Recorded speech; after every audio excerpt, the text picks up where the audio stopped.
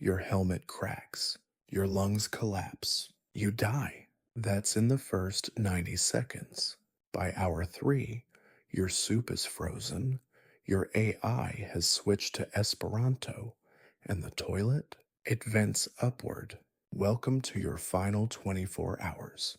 This story floats softly into the cold, red nightmare of trying to survive a full day on Mars with the false optimism of science fiction and the brutal realism of physics. We'll walk, briefly, through what happens the moment your helmet cracks, how Martian dust clogs every machine, and how your fancy solar panels won't work because there's a dust storm the size of Asia. The black humor settles in as we explain your carefully rationed food gets instantly frozen, your water system malfunctions, and your one AI assistant only speaks Esperanto. Need help? Mission control is 20 minutes away. If the signal gets through, your shelter creaks, your oxygen tank has a suspicious leak, and even if nothing breaks, the crushing loneliness and slow awareness that your toilet system vents upward will probably do you in.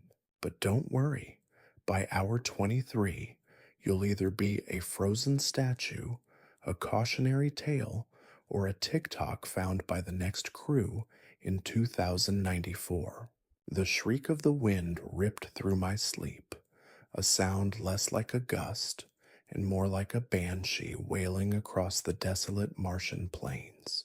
My eyes snapped open, the red glow of the emergency lights painting the interior of the habitat in a sickly crimson hue. The rhythmic hum of the life support systems, usually a comforting lullaby, was now a frantic, erratic pulse, punctuated by the bone jarring tremors of the structure groaning under the assault. Outside, a Martian dust devil, a swirling vortex of ochre fury, was tearing across the landscape, a miniature apocalypse unleashed in the dead of night. My first thought, predictably, was, oh, bloody hell. My second, equally predictable, was comms. The comms panel, usually a reassuring green, blinked erratically, a dying firefly caught in the storm's chaotic dance. The signal, already a 10-minute lag at the best of times, was flickering like a badly wired Christmas tree. A wave of nausea hit me, a potent cocktail of fear and adrenaline. This wasn't just a minor inconvenience. This was a full-blown threat. A Martian dust storm of this magnitude could easily cripple the habitat, blanketing the solar panels in thick, abrasive dust, clogging the air filters, and even causing structural damage. My training kicked in, overriding the primal fear clawing at my throat. Procedure, cold and logical, took over. First, secure the exterior. The automated shutters, designed to protect against just such an event, were my first line of defense. I punched the command sequence, my fingers fumbling slightly, the tension tightening in my chest. The shutters whirred into action, a reassuring mechanical groan against the wind's howl. But the wind was relentless, a physical force trying to tear the habitat apart. I could feel the entire structure shuddering, a terrifying symphony of creaks and groans echoing around me. The habitat itself was a marvel of engineering, a pressure-sealed fortress designed to withstand the worst that Mars could throw at it.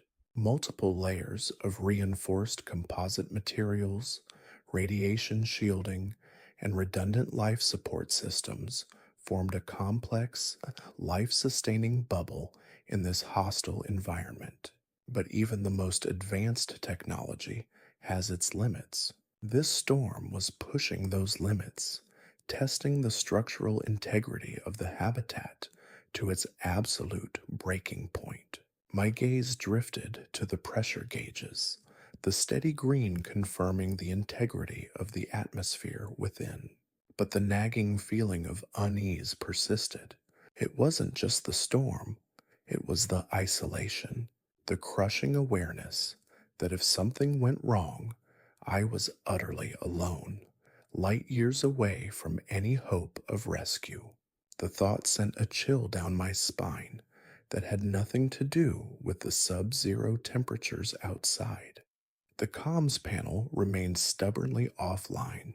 I ran diagnostics, a series of commands punched into the console, my fingers flying across the keys.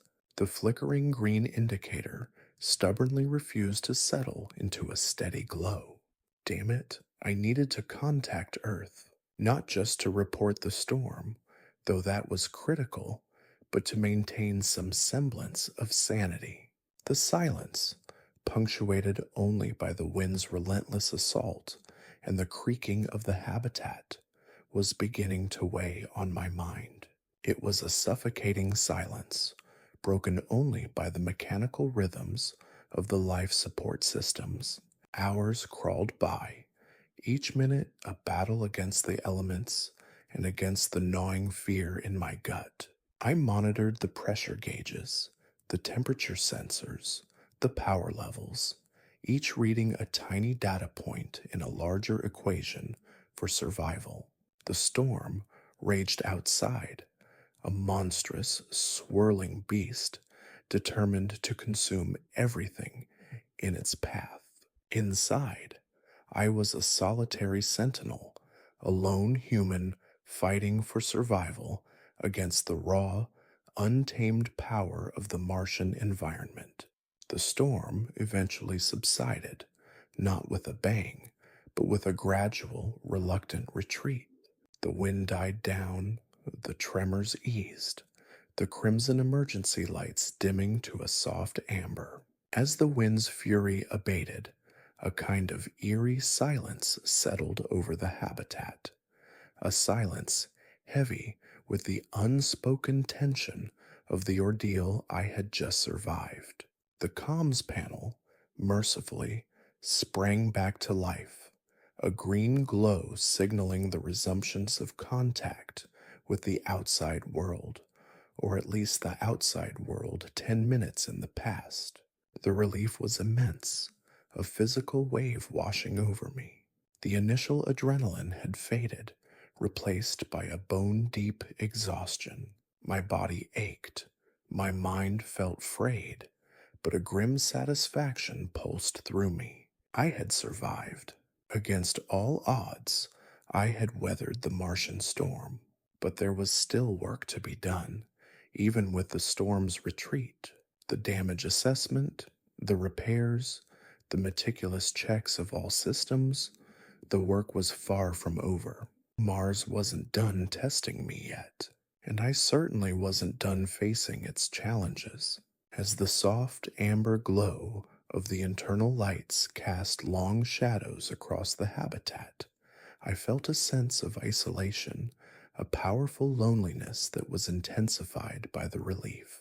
The silence, now devoid of the wind's roar, felt heavier. The storm's passing was a pause, a temporary reprieve, before the next challenge inevitably appeared.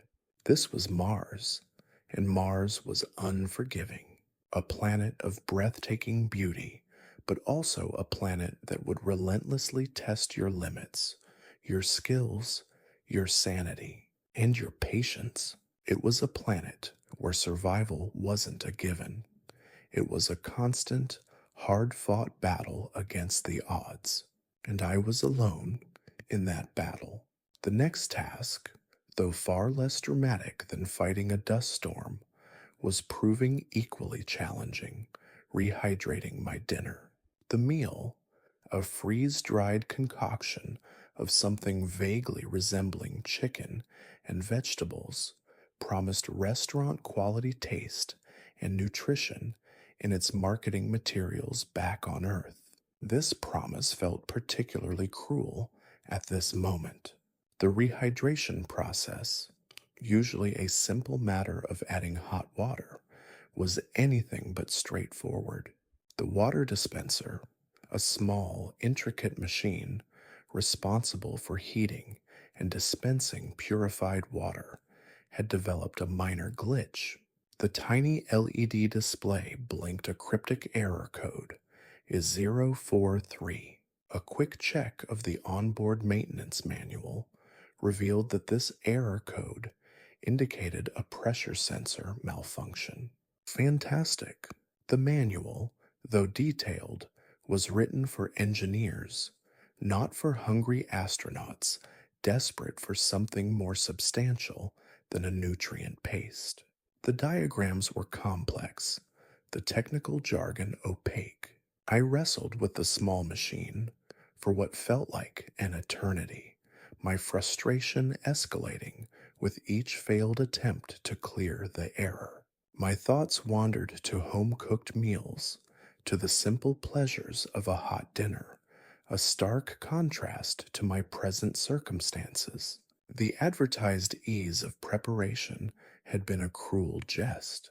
After an infuriating 20 minutes, which in the context of a solitary Martian existence felt like a lifetime, I managed to jerry rig a fix using a spare pressure sensor from the rover's emergency kit.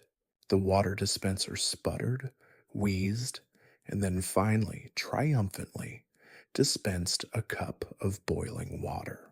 The meal, once rehydrated, looked rather less appetizing than the brochure suggested. It was a far cry from restaurant quality. As I ate, the silent hum of the habitat was the only accompaniment to my meal. The taste was bland, but it was a victory nonetheless. The successful rehydration of my dinner was a small triumph, a testament to my perseverance in the face of frustrating technology and the harsh realities of survival on Mars. The incident, however, served as a chilling reminder that even the simplest tasks on Mars could become major obstacles when faced with malfunctioning equipment and a dwindling supply of resources. The small win was countered by the stark realization of how tenuous my existence on this planet truly was. The following hours were a blur of routine maintenance and scientific observation. Checking the weather monitoring equipment outside, the silence of the Martian landscape was a stark contrast to the dull hum of the machines. The beauty was stark, a breathtaking panorama of rust colored plains stretching out beneath a thin, pale sky. But the beauty was almost irrelevant. The primary concern was the functioning of the instruments. Each piece of equipment represented a massive technological investment and a crucial element in the ongoing scientific mission. The delicate balance between functionality and survivability in such harsh conditions is a testament to the engineering ingenuity involved in the mission. The robotic arm, tasked with collecting samples and adjusting the orientation of various sensors, moved with precise, almost balletic grace. Its movements were a silent ballet, each movement carefully calculated and executed, a testament to the engineer's foresight. The precision required for even mundane tasks highlighted the technological feat of the entire Mars mission.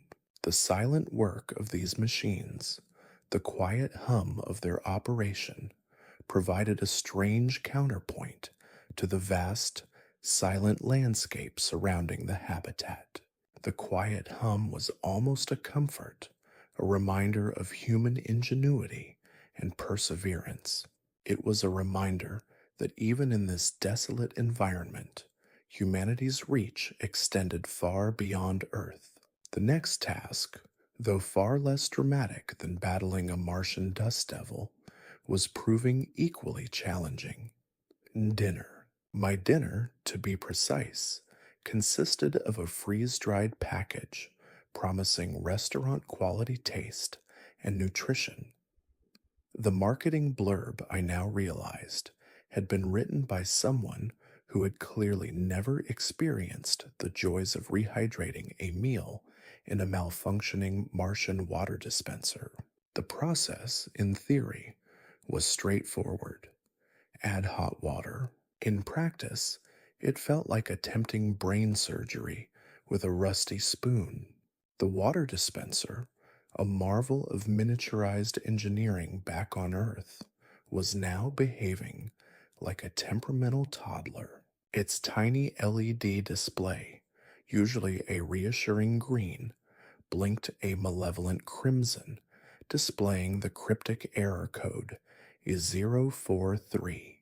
My stomach rumbled, a counterpoint to the quiet hum of the life support systems. This wasn't just hunger.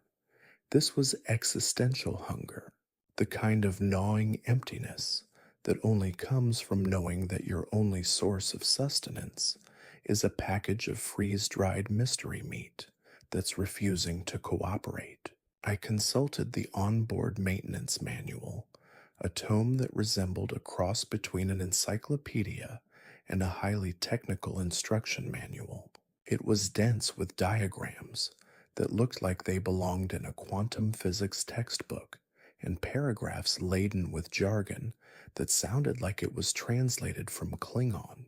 The manual explained that E043 referred to a pressure sensor anomaly. Brilliant, just what I needed. A cryptic error message that demanded advanced engineering skills to decipher.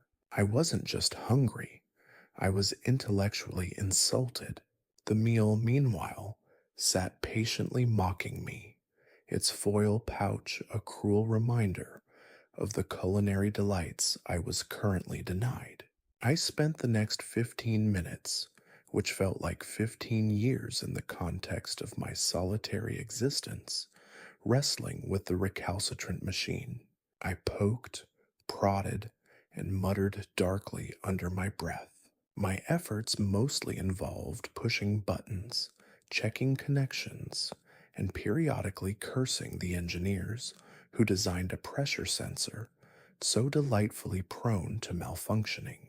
It struck me as ironic, bordering on deeply unfair, that I, a seasoned physicist who could calculate the trajectory of a comet with frightening accuracy, was reduced to a gibbering wreck by a pressure sensor the size of a postage stamp. It was an undignified situation, to say the least, and of course, profoundly inconvenient. My hunger was intensifying, bordering on panic. The supposed ease of preparing this freeze-dried fare was clearly a joke, a cruel cosmic joke played by an indifferent universe. Then an idea, as bright and unexpected as a supernova. The rover's emergency kit, intended for urgent repairs on the rover itself, contained a spare pressure sensor. The sensor was slightly different, a different model, but desperate times called for desperate measures. I realized with a surge of grim determination, cannibalize the rover's emergency kit. It felt like a moral quandary somehow, as if I were robbing the rover of its own lifeline. But my hunger for a meal was a strong incentive, outweighing any moral reservations. The procedure, again, involved following the obtuse instructions in the manual. I delicately maneuvered the minuscule components, my fingers surprisingly steady despite my inner turmoil. This wasn't about fixing the pressure sensor in the dispenser. This was about fixing my sanity. This was about proving that even a Martian pressure sensor couldn't defeat me. Finally, after what felt like a Herculean effort worthy of a Greek god, the dispenser sputtered back to life. The crimson LED blinked for a moment, then turned to a contented green. The silence was momentarily broken by the comforting whir of the machine's inner workings, a sound as sweet as a celestial choir to my ears. A cup of boiling water dispensed. The small victory felt as significant as a landing on the moon. The rehydrated meal, however, was rather less impressive. It resembled, in both texture and color, a particularly unappetizing clump of mud. The restaurant quality taste remained elusive. However, edible it was, and for the first time in several hours, a feeling of relief washed over me.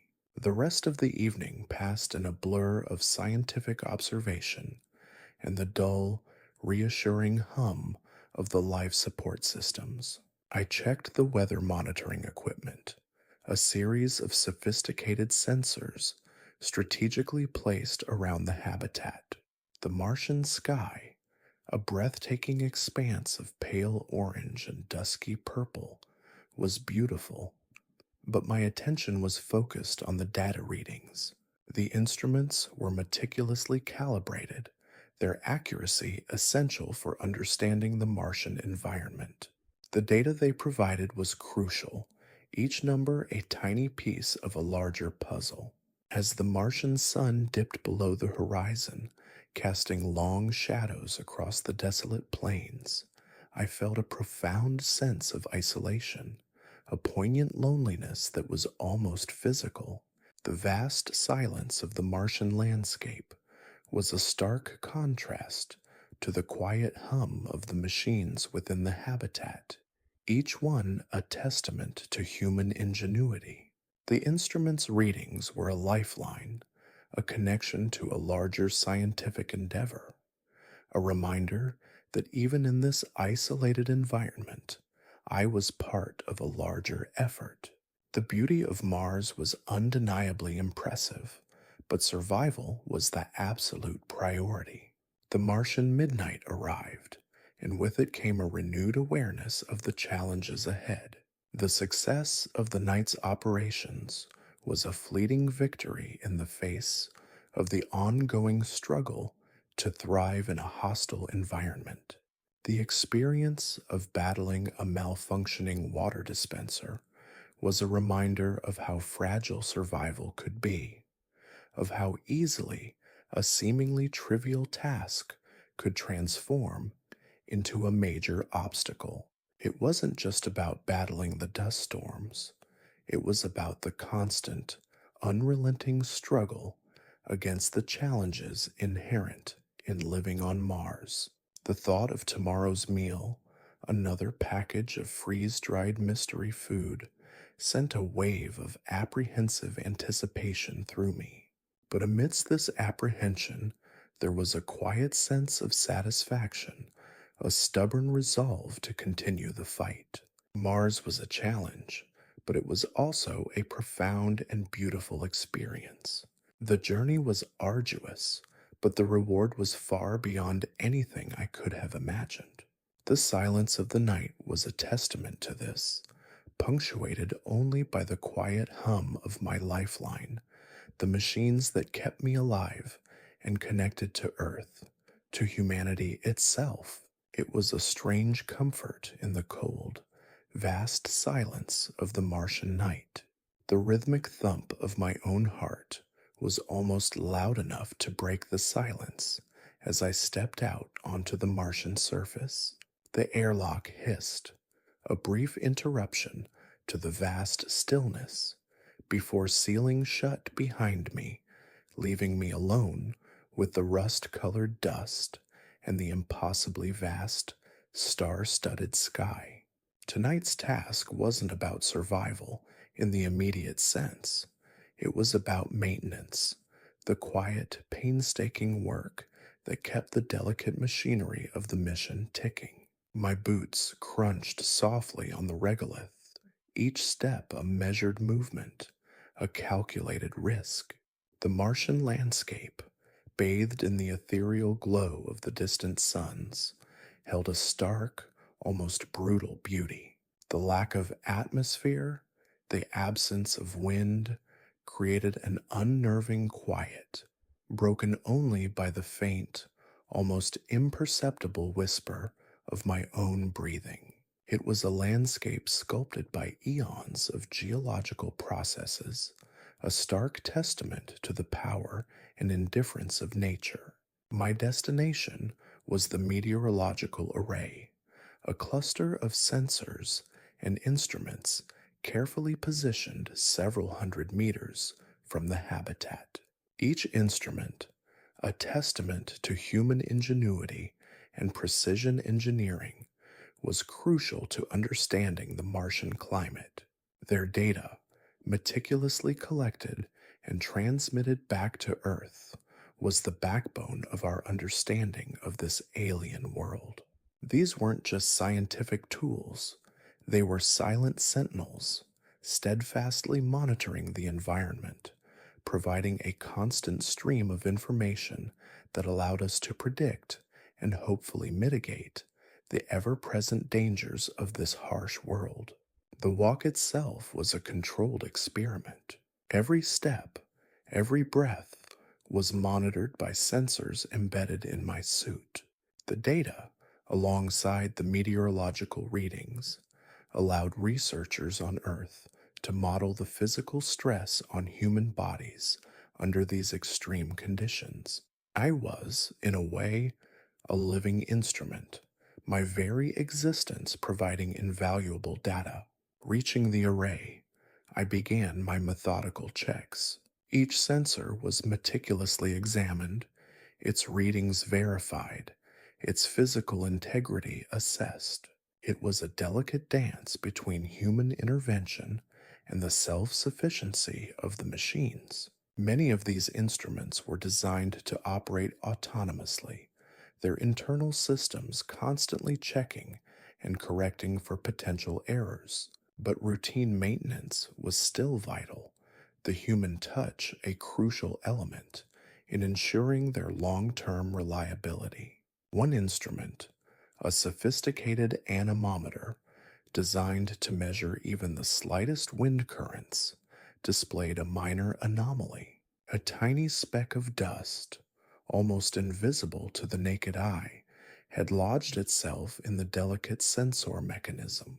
I carefully removed the dust particle using a specially designed brush, a task that required the patience and precision of a brain surgeon. Even a minute error, an imperceptible movement, could damage this delicate piece of technology, compromising the accuracy of vital data. The anemometer, like all the other instruments, was an incredibly sensitive device, finely tuned to capture the nuances of the Martian atmosphere. A single grain of sand could be enough to disrupt its operations, underlining the challenges of maintaining equipment in such a harsh and unforgiving environment. The process was slow, deliberate, almost ritualistic. I carefully checked each connection, each wire, ensuring that everything was functioning as it should. This wasn't just about keeping the instruments operational. It was about protecting the investment of countless hours of research, engineering, and testing. This was a mission driven by an unwavering determination to unravel the mysteries of Mars, and this was my contribution, meticulously ensuring the instruments could collect the data that would fuel that unraveling. The cost of failure was far too high. The failure of a single instrument could jeopardize the entire mission. The silence of the Martian night was broken only by the faint hum of the instruments themselves, a constant, reassuring drone. It was a counterpoint to the stillness of the landscape, a tangible reminder of human ingenuity and persistence. The instruments were more than just machines. They were extensions of our minds, our reach extending millions of miles into the cosmos. They were silent witnesses to the vastness and beauty of Mars, faithfully recording the subtle changes in the Martian atmosphere. As I moved from one instrument to another, my headlamp cut through the darkness, casting long, dancing shadows across the desolate landscape. I felt a sense of profound connection to the instruments, to the mission, to the vast network of human collaboration that had made this expedition possible. The work was painstaking, demanding, but also incredibly rewarding. Each successfully completed check felt like a small victory, a testament to the triumph of human ingenuity over the harsh realities of Mars. The beauty of Mars, the stark, desolate landscape, was a constant presence, but the focus remained on the instruments, each one a tiny island of human technology amidst the vast ocean of Martian emptiness. The starkness of the landscape contrasted sharply with the precision of the machines, highlighting the audacity of our endeavor. The technology was not just a tool for scientific research, it was a bridge connecting us to this alien world and extending our reach beyond the confines of Earth. As the last check was completed and the data transmitted back to Earth, a sense of quiet satisfaction washed over me. The work was done. The silent sentinels were poised, awaiting the next pulse of Martian weather, their hum a constant reassuring reminder that even in the vast emptiness of space, human ingenuity endures, silently and patiently collecting the data that will ultimately illuminate the secrets of the red planet. The silence of the Martian night, once a source of apprehension, now felt like a companion, a silent partner in the exploration of this new world. The hum of the instruments, faint but persistent, was the music of science, a testament to the human spirit's relentless drive to explore and understand. The cold, thin air seemed to whisper tales of perseverance, of a tiny human outpost braving the challenges of a new frontier, one meticulously checked instrument at a time.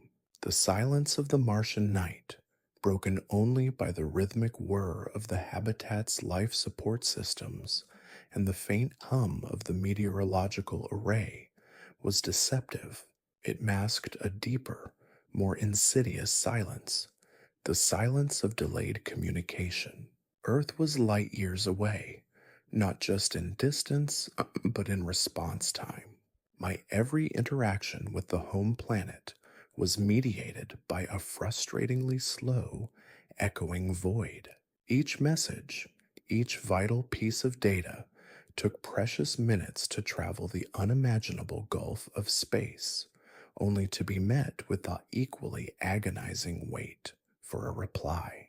Tonight, the delay was particularly acute. I'd detected a minor anomaly in the atmospheric pressure sensor, a subtle drift in the readings, barely outside the acceptable margin of error, but enough to prickle my scientific sensibilities. I'd meticulously checked the sensor, its internal components, its power supply. Everything appeared to be functioning within specifications. Yet, the data remained stubbornly anomalous. This was no simple dust speck to brush away. This required more than a surgeon's precision. This needed the collective wisdom, the combined brain power of the mission control team back on Earth. My fingers hovered over the transmit button on my datapad, the familiar cool plastic a stark contrast to the frigid Martian air. The data packet was ready, a neatly organized file containing all the diagnostic information, sensor readings, and my own assessments. But hitting that button felt like throwing a message in a bottle into an ocean the size of the galaxy, hoping, praying it would reach a shore that was impossibly far away. The transmission itself was a fleeting thing, a brief burst of radio waves swallowed by the immensity of space. The confirmation beep on my datapad offered little solace. It was simply a confirmation that the message had been sent, not that it had been received, understood, or acted upon. The agonizing wait began, a silent countdown fueled by the gnawing anxiety of potential failure. Every tick of the habitat clock felt like an eternity.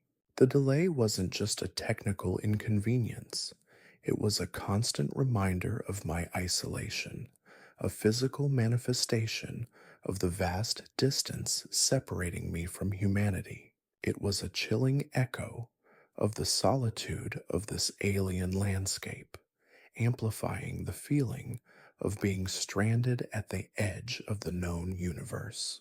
The stark beauty of Mars, the breathtaking expanse of the star studded sky, were cold comforts against this gnawing sense of isolation. To distract myself from the oppressive weight, I tried a simple game on my datapad. Martian Solitaire, it was called, a digital version of the classic card game designed to pass the time during the long, silent hours. The irony wasn't lost on me.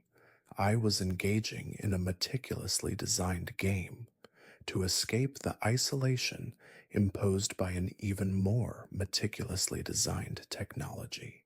The cards flickered on the screen, a pale artificial light in the dimness of the habitat, a pathetic substitute for real human interaction. The game was a trivial distraction, a feeble attempt to fill the cavernous void of loneliness. Yet, even in the repetitive, predictable movements of virtual card shuffling, there was a certain grim satisfaction. Each card dealt, each move calculated, was a tiny victory in the battle against the digital despair. It was a way of reclaiming a measure of control in a situation where control felt perpetually elusive. The game, simple and insignificant as it seemed, was a symbol of resilience, a testament to the human spirit's ability to find solace even in the face of technological limitations and existential isolation. Hours ticked by, the Martian sky slowly shifting from the deep indigo of twilight to the inky blackness of midnight. The silence, once a mere inconvenience, now felt like a tangible weight, pressing down on me, suffocating me. The silence was a physical presence, a constant reminder of the vast emptiness that separated me from home. My datapad remained stubbornly silent. The anticipated response from Earth failed to materialize. The minor anomaly in the sensor, once a simple scientific curiosity, now loomed larger than life. It was a tiny crack in the facade of our meticulously planned mission, a potential harbinger of larger problems. The longer the delay, the greater the sense of urgency that clawed at me. The seemingly insignificant malfunction could easily escalate into a catastrophic failure, jeopardizing the entire mission, possibly even my own life. I tried to rationalize the delay. Communication glitches were expected. These were the inherent limitations of working at such a distance from Earth. I reminded myself that Earth time was different, that there were probably unavoidable delays in processing the data and formulating a response. But rationalization felt weak, a thin shield against the burgeoning anxiety. Then, finally, after what seemed like an eternity, the datapad chirped. A message had arrived. Relief washed over me, so intense it was almost debilitating. It was the start of a long, complex discussion about potential remedies and backup procedures. The response, while thorough and ultimately reassuring, only served to underscore the fragility of our technological connection to Earth. The conversation was a painful exercise in delayed communication. Each message, an echo in the void. Each response, a delayed echo in the void. The thin line that connected me to Earth, our lifeline across the gulf of space, was all too easily frayed, all too vulnerable to the whims of distance and technology. The successful resolution of the issue brought momentary relief, but the pervasive underlying digital despair remained, a constant companion on this long and arduous journey. The Martian midnight remained, stark and silent, a testament to both the incredible triumph and the dawning challenges of human exploration. The chirping of the datapad, announcing the arrival of Earth's response, was still echoing in my ears when a sharp crack shattered the fragile peace. It wasn't the resounding crash of a meteoroid impact, nor the shriek of a failing system. It was a subtle, almost imperceptible sound, a whisper of disaster against the backdrop of the Martian night. A hairline fracture, barely visible, had appeared in my helmet visor. My breath hitched. This wasn't a minor anomaly in a sensor. This was a breach in my life support system, a gaping hole in my connection to the breathable air, the regulated temperature, the very essence of survival. The crack, initially barely wider than a hair, snaked across the polycarbonate, a spiderweb of doom etching itself across my field of vision. Panic, cold and sharp, clawed at the edges of my composure. My first instinct was to assess the damage. The crack wasn't expanding rapidly, thank goodness, but its presence was a constant chilling reminder of my vulnerability. My suit, a marvel of engineering, a testament to human ingenuity, was failing. On Mars, at midnight, alone, the internal communications system, usually a comforting hum in the background, suddenly felt like a mocking reminder of my isolation. The crack wasn't just a physical break, it was a metaphorical fracture in my already tenuous connection to safety. My heart hammered against my ribs, a frantic drumbeat against the silence of the Martian night. My immediate reaction was a surge of adrenaline, a primal fight or flight response. Flight was impossible. The habitat was my only sanctuary. Fight then. I had to fight for my survival. The training, the countless hours of simulations, the rigorous preparation suddenly felt incredibly real and vital. This was the moment where all that preparation would be tested. I initiated a self-diagnostic of my suit. The internal sensors confirmed the breach in the visor, pinpointing the location and measuring the rate of potential depressurization. The numbers weren't good, but they weren't catastrophic yet. I had time, precious, limited time to act. My gaze fell on my repair kit, a small, meticulously organized collection of tools and materials nestled within a compartment on my suit. It was designed for minor repairs, patching punctures in the suit's fabric or sealing small leaks. This, however, was a far more serious challenge. This was a crack in my helmet visor, a direct threat to my survival. The repair kit, designed for relatively superficial problems, wasn't designed to handle this. My fingers, despite the adrenaline coursing through my veins, remained steady as I selected the sealant, a specialized polymer designed to adhere to polycarbonate and withstand the harsh Martian environment. It came in a syringe-like dispenser with a nozzle fine enough to apply the adhesive precisely to the crack. The instructions for its application flashed before my eyes on my datapad. Apply thin layers. Allow each layer to cure completely before applying the next. It would be a lengthy process. I carefully applied the first layer, working methodically and slowly. Each drop, each movement was a calculated risk. The slightest tremor could spread the crack further. The small amount of light from my datapad cast distorted shadows on the helmet's interior, playing tricks on my vision. The crack seemed to writhe and shift under the light, like a living, malevolent thing. The process was agonizingly slow. The sealant, even with its rapid curing properties, took time to solidify.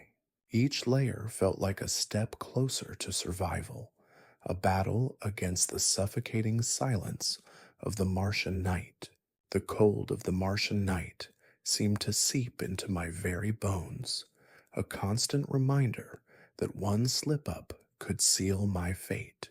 The Martian atmosphere, already thin and unforgiving, would rush into the breach in my visor at any moment, effectively suffocating me in seconds. The thought was like a shard of ice piercing my heart, fueling my determination.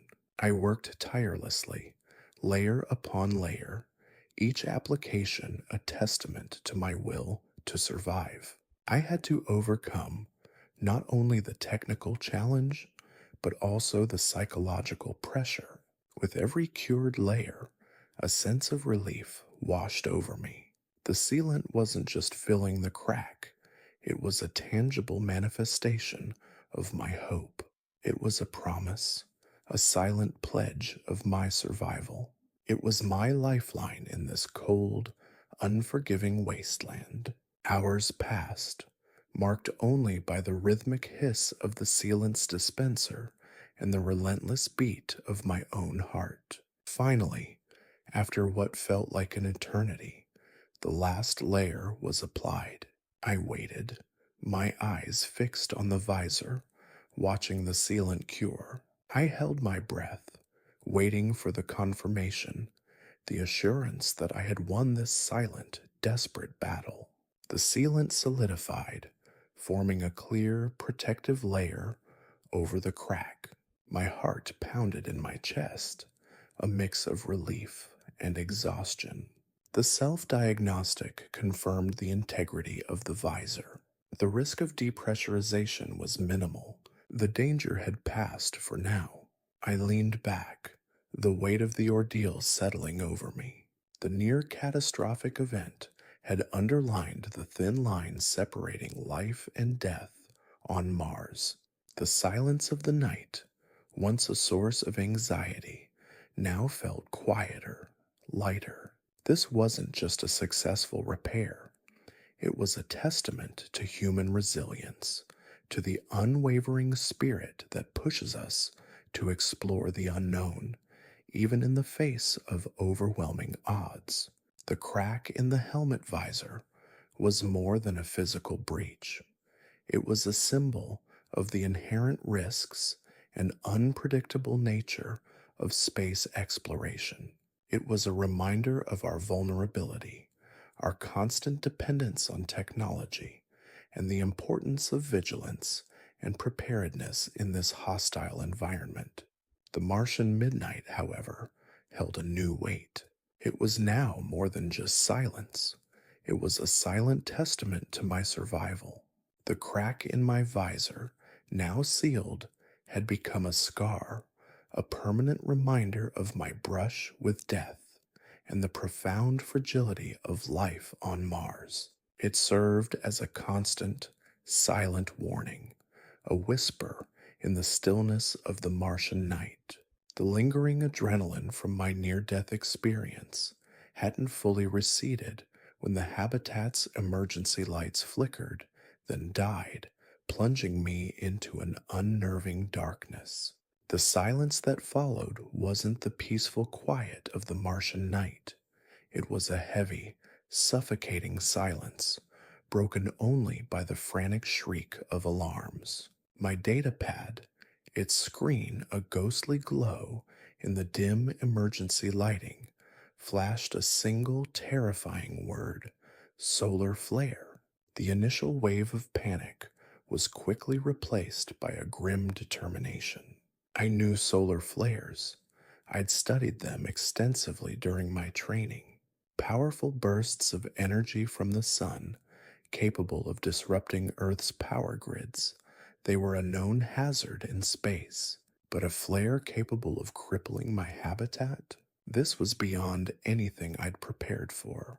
My heart hammered against my ribs as I fumbled for my backup lamp, its beam cutting a small circle of light through the oppressive darkness. The air conditioning sputtered and died, leaving the habitat stiflingly hot, the air thick with the metallic tang of ozone. The alarms continued their relentless, cacophonous wail, a symphony of impending doom. The habitat, usually a comforting cocoon of technology, was now a fragile vessel battered by an invisible force. My reliance on the sophisticated systems that maintained life suddenly felt precarious. The power failure wasn't a simple outage, it was a complete system collapse. Backup generators, usually a silent promise of resilience, remained stubbornly silent. My thoughts raced. The habitat's environmental controls were failing. Without power, the oxygen recycling system would eventually fail, and the temperature would continue to rise, potentially beyond survivability. The communications system was down, cutting me off from any hope of external assistance. I was completely alone, marooned in the dark heart of a Martian solar flare. My training kicked in. I initiated a manual diagnostic, checking each system individually, a grim inventory of failure. The water recycler was offline. The radiation shielding was still active, a small mercy in this chaotic situation. But time was running out. The emergency oxygen tanks held enough for roughly 12 hours. 12 hours in the suffocating heat, surrounded by the insistent wail of the alarms, was a harrowing prospect. The darkness itself was a palpable entity, pressing down on me, emphasizing my isolation. It amplified every sound, every creak and groan of the habitat, transforming them into ominous whispers. The usual comforting hum of the life support systems was gone, replaced by the chilling silence of impending doom. The light of my lamp felt inadequate, a tiny candle against the vast, encroaching darkness. I focused on what I could control. I checked the status of the manual oxygen supply, ensuring the flow regulator was functioning correctly. I moved through the habitat methodically, systematically verifying the status of critical systems, despite knowing the majority were offline. This methodical approach was a way to battle the rising panic. The lack of power presented a new set of challenges. Navigation was impossible without the main computer. My data pad, with its limited battery life, was my only link to the outside world, even though it was effectively useless without communication. I could only wait, monitoring my oxygen levels and body temperature, a prisoner of the failing systems around me. The solar flare was a cosmic event, far beyond my comprehension, far beyond my ability to influence. It underscored the vulnerability of humanity in the face of the vast, indifferent universe. My carefully planned mission, my meticulously crafted preparations, felt inadequate in the face of this unpredictable cosmic event. It brought home the precariousness of my situation, a single event beyond human control, capable of ending my mission and potentially my life. Hours crawled by. The darkness pressed down, the heat intensified, and the alarms continued their relentless drone. I rationed my water, focusing on maintaining my hydration in the stifling heat. My thoughts drifted to my family, my friends, the people I might never see again. The fear, once a sharp, cutting edge, now settled into a dull ache, a constant companion in this lonely struggle for survival. The fear was only slightly less intense than the oppressive heat. With every passing hour, the thin hope I'd held on to started to fade. My oxygen levels were dropping. My body was growing weaker. The silence, punctuated only by the alarms, became less of a symphony of impending doom and more of an unnerving confirmation that my life was slipping away. But even in the face of such overwhelming odds, I refused to surrender. Humanity's story wasn't written only in triumphs, but also in these moments of intense struggle against the harshest realities. This was a test, a crucible that would forge my resilience or extinguish my hope. I would fight until my very last breath. As the remaining hours dwindled, a faint flicker of light appeared on the horizon of my despair. The emergency lights, powered by a secondary independent power source, sputtered back to life. The alarms fell silent. A slow, agonizingly slow return of power. The initial surge of relief was overwhelming. My datapad lit up, displaying a message. Power restored. Systems recovering. It was a message born from the struggle, a victory against an unimaginable force. The solar flare had passed. The habitat's systems were slowly coming back online. The restoration process was gradual, but the relentless progress was reassuring. The experience, though harrowing, reinforced the importance of redundancy in space exploration. The existence of a secondary power system, though previously seemingly redundant and unnecessarily complex, became a symbol of hope in the darkness. It underscored the critical need for planning for every conceivable failure. This event wasn't just a solar flare scare, it was a harsh lesson in the precariousness of human existence in the face of the universe's overwhelming power. A testament to the resilience of human spirit, to the perseverance in the face of overwhelming adversity, and to the unwavering determination to survive against all odds. The Martian midday, once a symbol of hope and scientific progress, now bore the scar of a brush with oblivion, a reminder of humanity's vulnerability and indomitable will. The silence following the storm was not empty. It was filled with the quiet hum of a renewed resolve. The Martian soil held the weight of not just scientific exploration, but a fight for survival and the stark understanding of the unforgiving power of the cosmos. The restored power hummed through the habitat, a comforting counterpoint to the lingering tremor in my hands. The near miss with oblivion had shaken me to my core, but the immediate crisis averted, a new urgency took hold. The scientific mission, stalled by the solar flare, demanded attention. Essential instruments outside the habitat needed tending, and vital samples remained uncollected. My gaze fell on the rover, its silhouette a promise of adventure and a necessity for survival. The rendezvous was not optional, it was paramount. The rover, christened Ares, stood sentinel outside the habitat, a sturdy six-wheeled beast of metal and technology.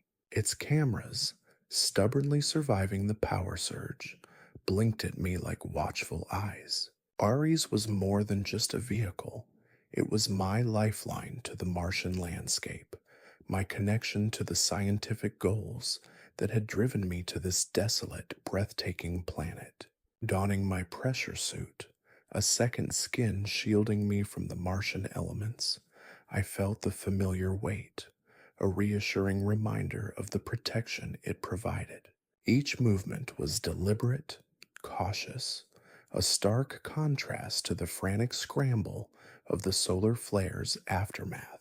The airlock hissed open, releasing a gust of thin, cold Martian air, a stark reminder of the planet's unforgiving nature. Stepping out onto the red dust, I was immediately overwhelmed by the vastness of the Martian landscape.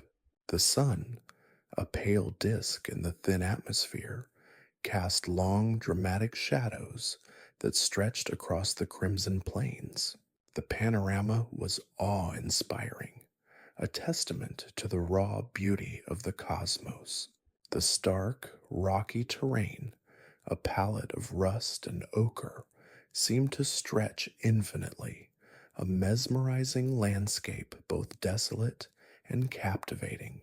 The silence, broken only by the faint whir of Ares's cooling fans, amplified the sheer isolation of my position, underscoring the vastness of the universe and humanity's fragile presence within it. Approaching Ares, I ran a quick diagnostic scan, checking its systems, verifying its readiness for the journey. The rover's AI, a sophisticated but slightly dry-witted system, chirped its confirmation. All systems nominal, Captain, ready for your commands, provided they don't involve impromptu Martian karaoke sessions. Its unexpected humor offered a brief respite from the lingering tension. The journey across the Martian plains was an exercise in both precision and patience. Ares's suspension system, designed to handle the uneven terrain, smoothly absorbed the jolts and bumps, but the journey was still far from comfortable. I navigated carefully, utilizing the rover's advanced navigation system, its sensors meticulously mapping the terrain, avoiding treacherous rocky outcrops and deep crevices. The Martian landscape, a testament to eons of geological processes, was a captivating yet dangerous maze. The rover's onboard cameras provided a panoramic view, showcasing the stunning alien landscape. Jagged, wind-carved rocks, monuments to millions of years of erosion, dominated the horizon. The rust-colored dust, fine and ubiquitous, swirled in small eddies, mirroring the silent chaos of the Martian winds. Giant craters, scars on the planet's face, spoke of violent impacts from distant celestial bodies. Each new vista was a revelation, a breathtaking reminder of the unexplored wonders this planet held. The first stop was the meteorological station, a collection of sophisticated instruments designed to monitor the Martian atmosphere. The solar flare had disrupted its power supply, causing the data collection to be interrupted. With practiced movements, I repaired the damaged solar panels and initiated the recalibration process, the rover's robotic arm performing intricate tasks with precision and dexterity. The task was intricate, requiring a delicate touch and a keen understanding of the sensitive equipment. The next destination was a geological sampling site, identified for its potential to reveal clues about the planet's past. The rover's robotic drill, a powerful tool designed to penetrate the Martian bedrock, expertly extracted core samples, each carefully stored in sealed containers. The process was slow, methodical, a testament to the scientific rigor required for such a mission. The Martian soil held secrets, and I felt privileged to be among the first to uncover them, despite the inherent challenges. As the sun began to dip below the horizon, painting the Martian sky in hues of orange and purple, I completed the final task of the day. I took atmospheric readings, meticulously collecting data that would offer valuable insights into the Martian climate and its evolution. The thin atmosphere, a delicate veil protecting the planet from the harsh radiation of space, held secrets of ancient climates and the potential for life itself. The return journey was less strenuous, the path already mapped, the route already charted. As I piloted Ares back towards the habitat, the Martian twilight enveloped us, the stars beginning to appear with startling clarity in the thin atmosphere. The sight was breathtaking, a stunning panorama of stars unseen from Earth, untouched by light pollution, an endless expanse of cosmic beauty. The experience was more than just a scientific mission. It was a deeply personal journey, a profound connection with the harsh, beautiful landscape of Mars. It underscored the importance of human ingenuity and resilience, the courage required to face the unknown, and the thrill of discovery in the face of seemingly insurmountable challenges. Reaching the habitat, the rover's docking mechanism engaged seamlessly, connecting with the charging station. I exited Ares, leaving the trusty machine to replenish its power reserves, its silent vigil over the Martian landscape, a testament to human exploration and scientific progress. The Martian midday, once a symbol of danger and uncertainty, now held the promise of discovery, the faint hope of answers to humanity's deepest questions, buried beneath the red Martian dust. The silence of the Martian night was not empty. It was pregnant with the promise of tomorrow, the weight of untold discoveries yet to be made. The rhythmic hum of the habitat's life support systems, usually a comforting background noise, now held a sinister undercurrent. A flashing red light on the central console pulsed like a frantic heartbeat, its insistent blink a stark warning, oxygen levels critically low. My stomach plummeted. The seemingly insurmountable challenges of the Martian landscape suddenly felt insignificant compared to the immediate threat of suffocation. My mind raced, calculating, prioritizing.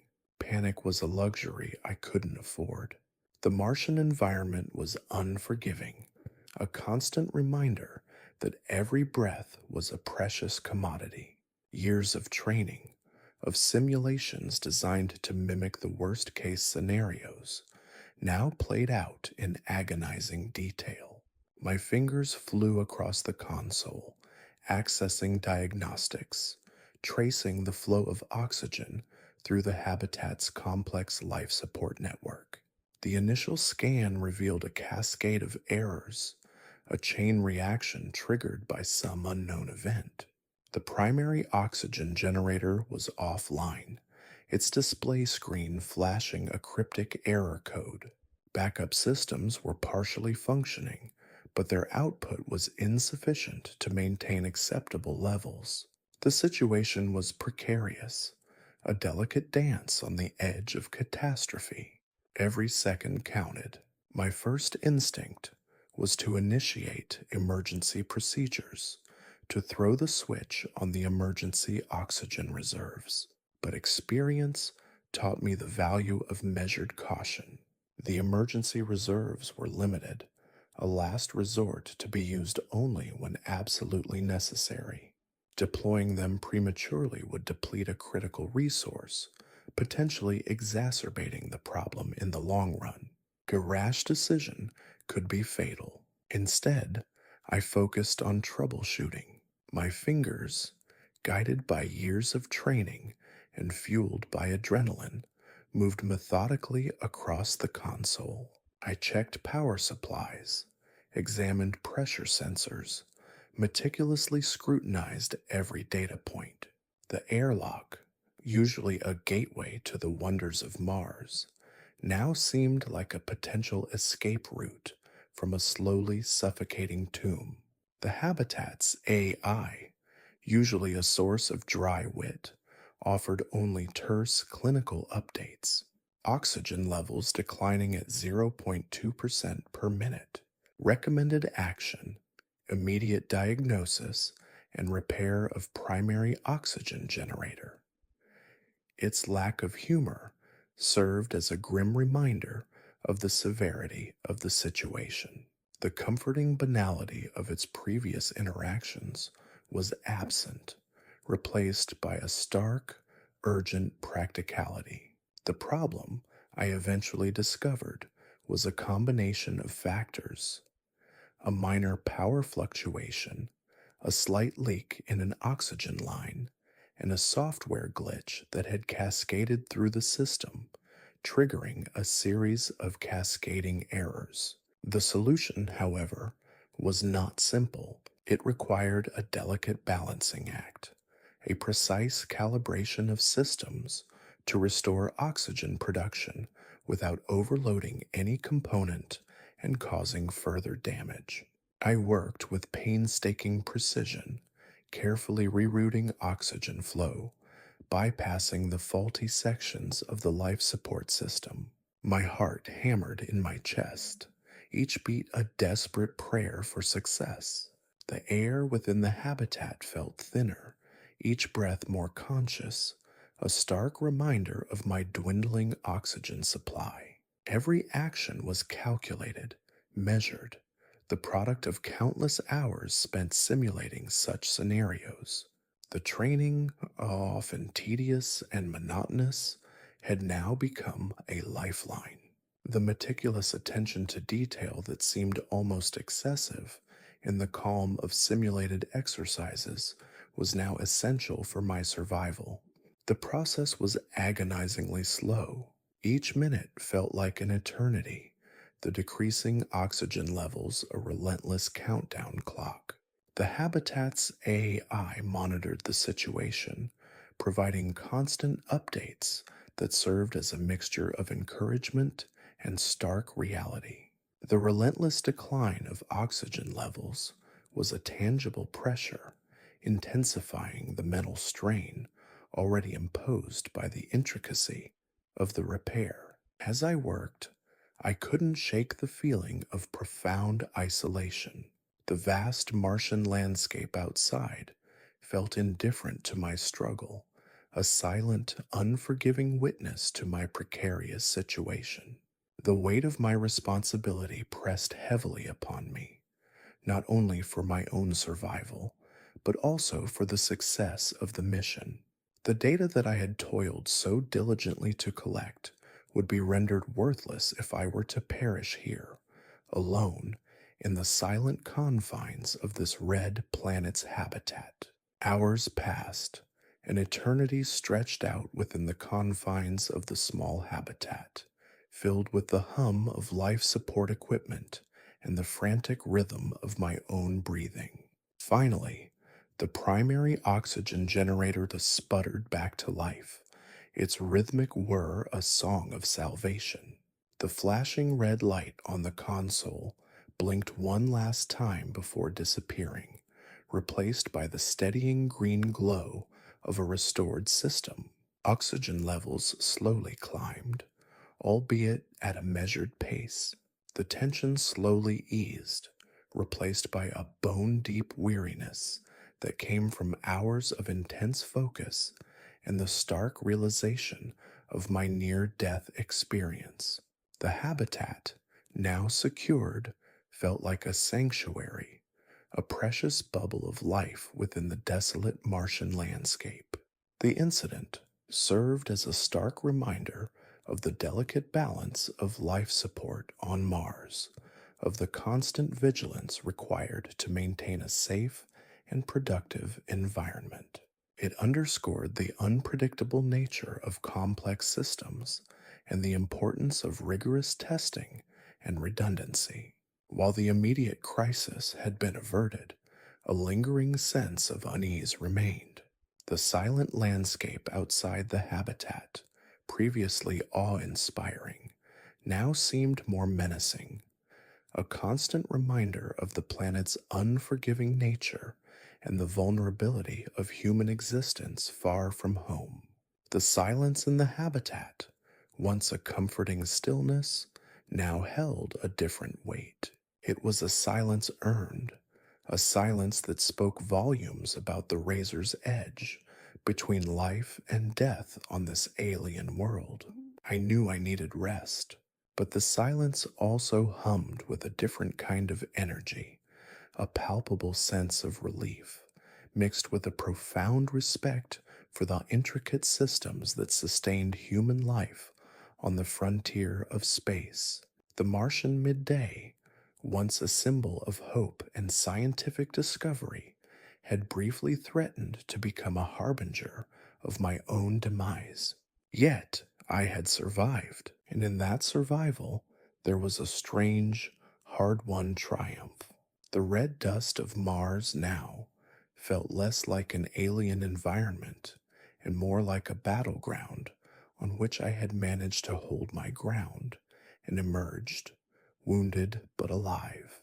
The green light on the oxygen generator pulsed steadily, a reassuring rhythm in the otherwise silent habitat. Yet the quiet was deceptive. The tension hadn't fully released. It had merely shifted, morphing into a different, subtler kind of pressure. The physical threat had receded, but a new, insidious enemy had emerged. The relentless gnawing of solitude. The hours following the oxygen crisis blurred into a hazy montage of weary tasks, running diagnostics, conducting further checks on the life support systems, meticulously documenting the events of the past several hours. Each task, though seemingly mundane, demanded intense concentration, a constant vigilance against the possibility of another system failure. The Martian landscape, visible through the habitat's porthole, remained a breathtaking panorama of rusty canyons and desolate plains, a stark, beautiful backdrop to my internal turmoil. But its beauty held no solace. It only served to amplify my isolation. The habitat, once a sanctuary, now felt like a cage. The rhythmic hum of the life support systems, once comforting, was now a relentless reminder of my dependence on these fragile machines, a constant, low-level hum of anxiety.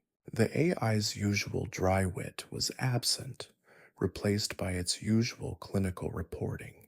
Its lack of personality felt less like a feature and more like a painful reflection of my own isolation.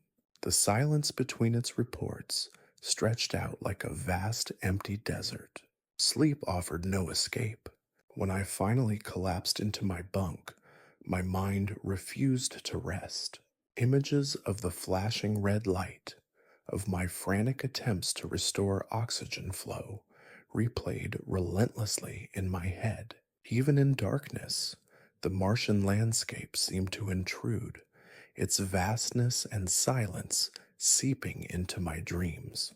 The dreams themselves were vivid, surreal, often filled with a sense of impending doom, a suffocating pressure, the feeling of air thinning in my lungs. I tried to distract myself.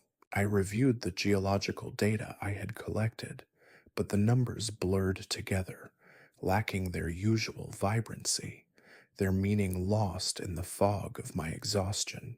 I attempted to immerse myself in my work, to bury myself in the intricate details of the Martian geology, but the effort felt futile.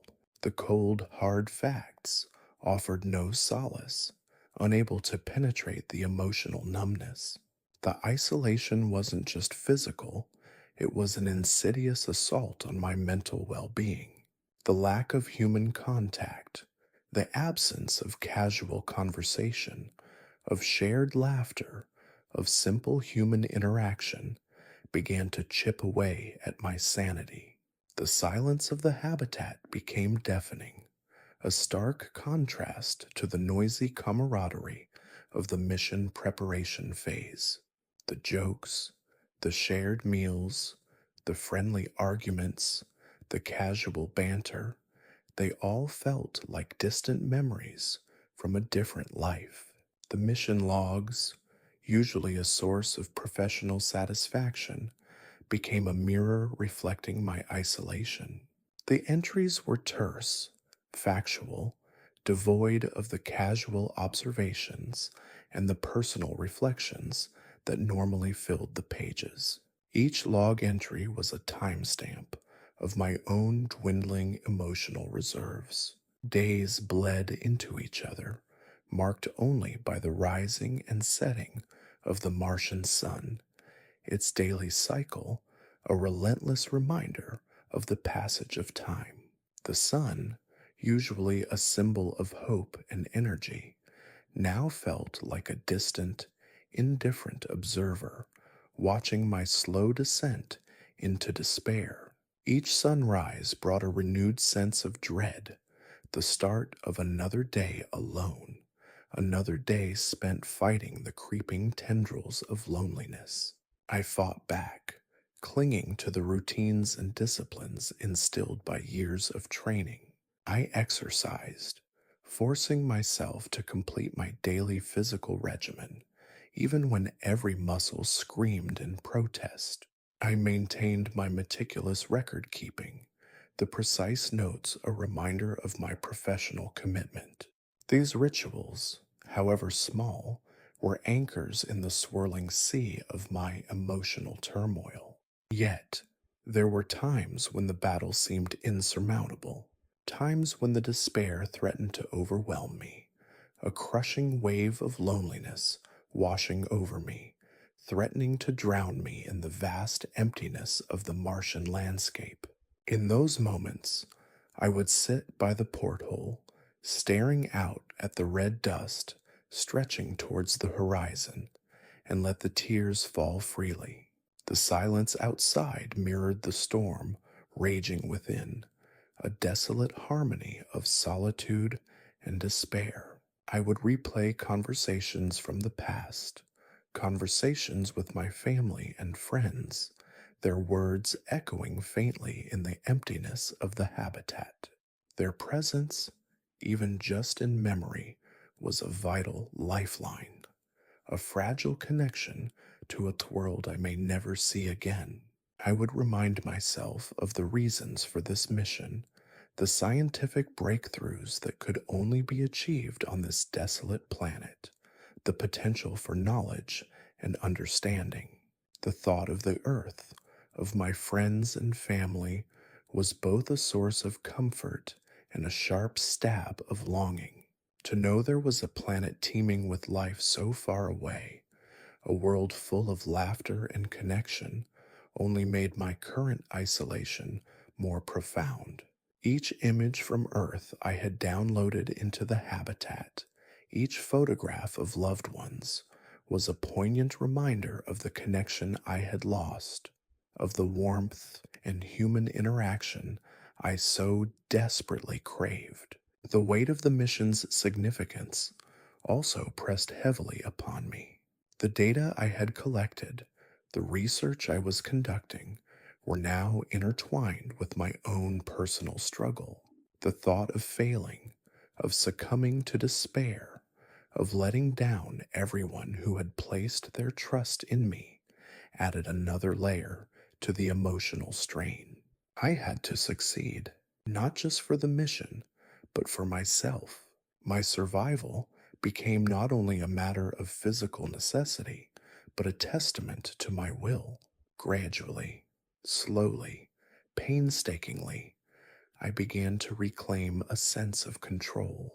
I established a daily routine, dividing my time between research, exercise, and personal reflection. I began to write again, filling pages of my journal with observations, musings, and expressions of both despair and hope. The writing was a lifeline, a way to process my emotions, to give voice to my isolation. It was a testament to my resilience. The Martian dust outside might have been indifferent, but I was fighting back, and I would not yield.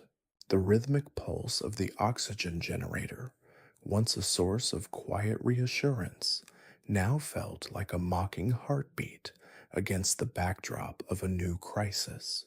The green light still shone, but a low, insistent whine emanated from the water recycling unit, a sound that grated on my already frayed nerves like nails on a chalkboard.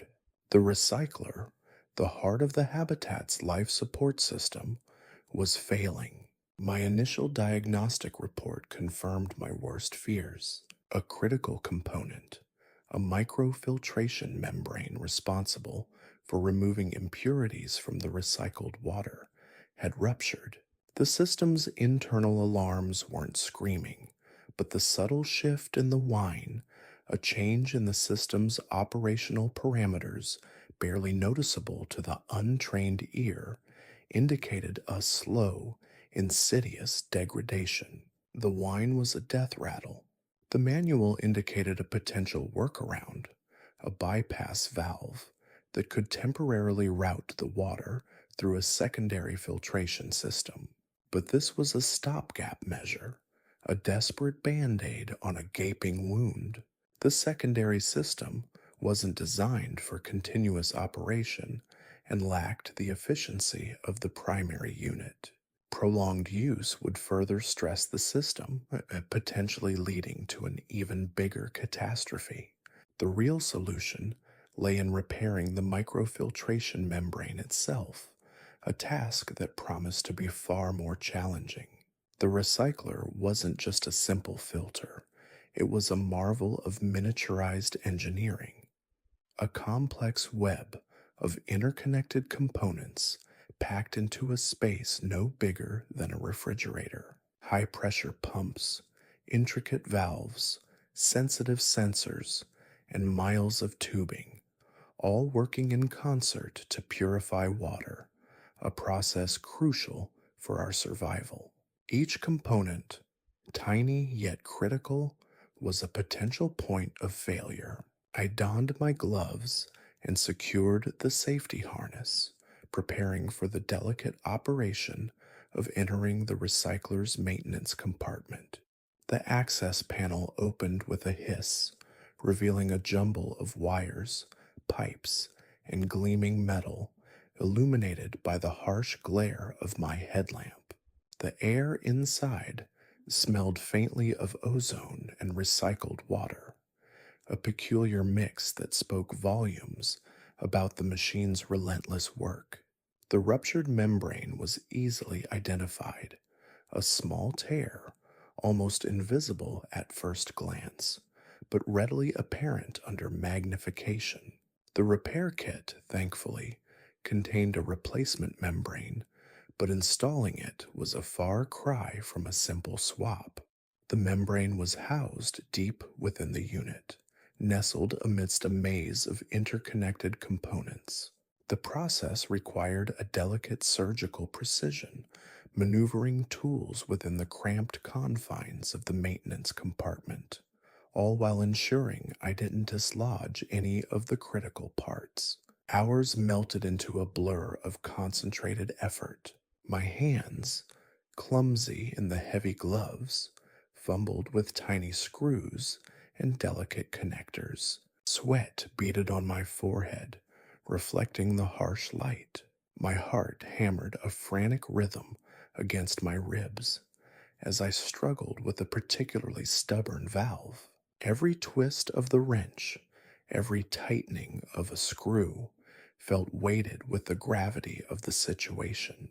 The slightest mistake could lead to a catastrophic system failure, and with it, our demise.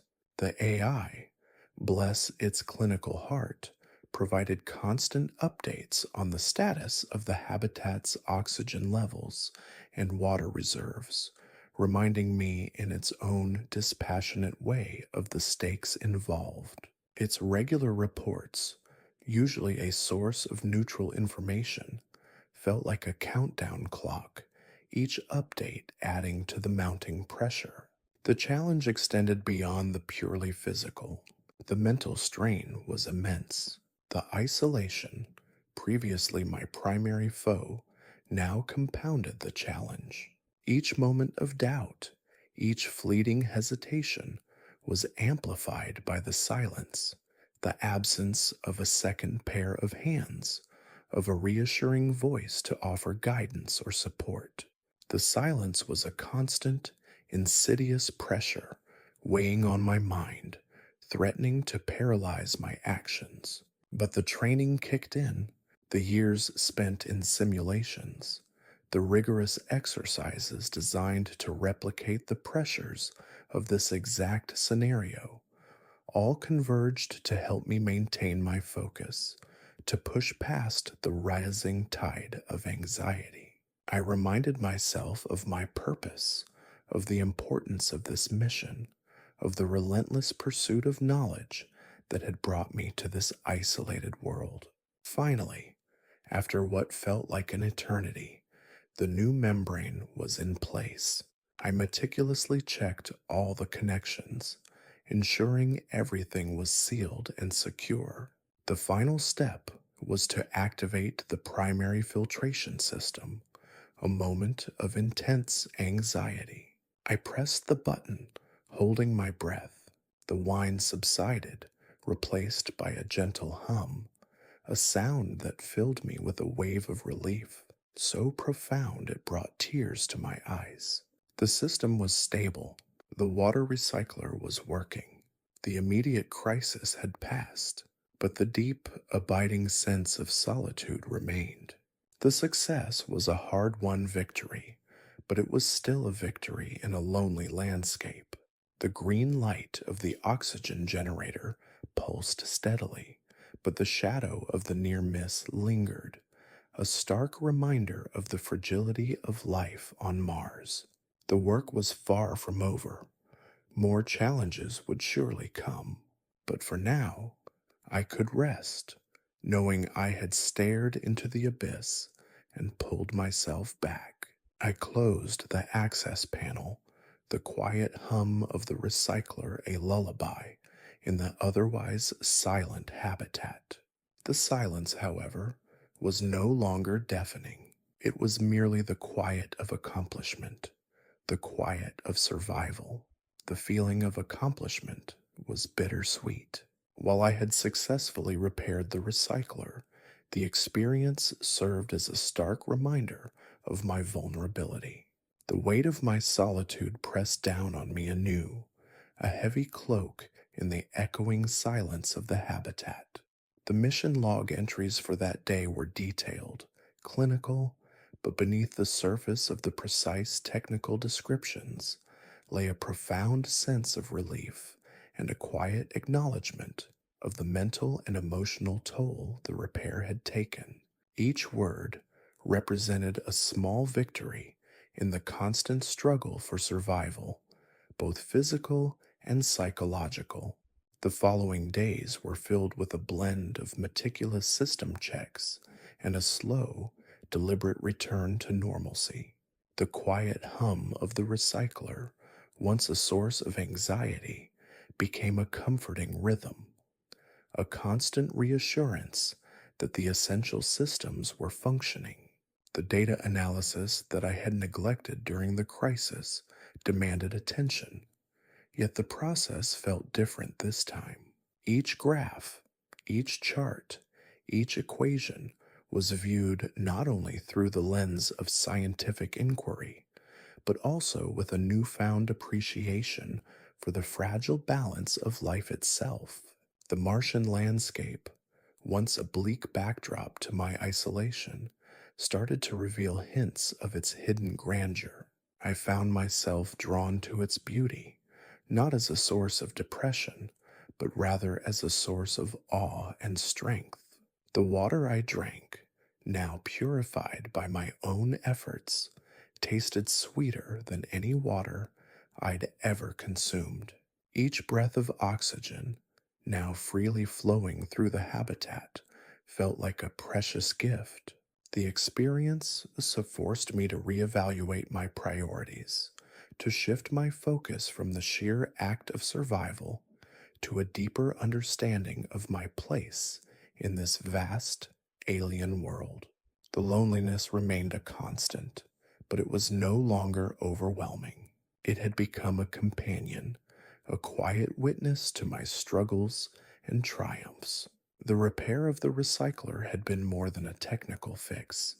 It had been a victory of the human spirit against both the physical odds and the insidious threat of isolation.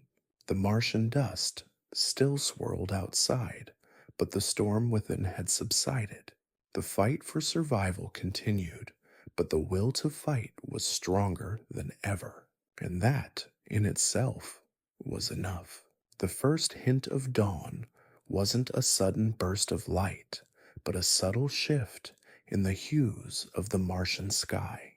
The deep, inky blackness that had cloaked the planet for hours began to fade, yielding to a faint, ethereal glow along the eastern horizon.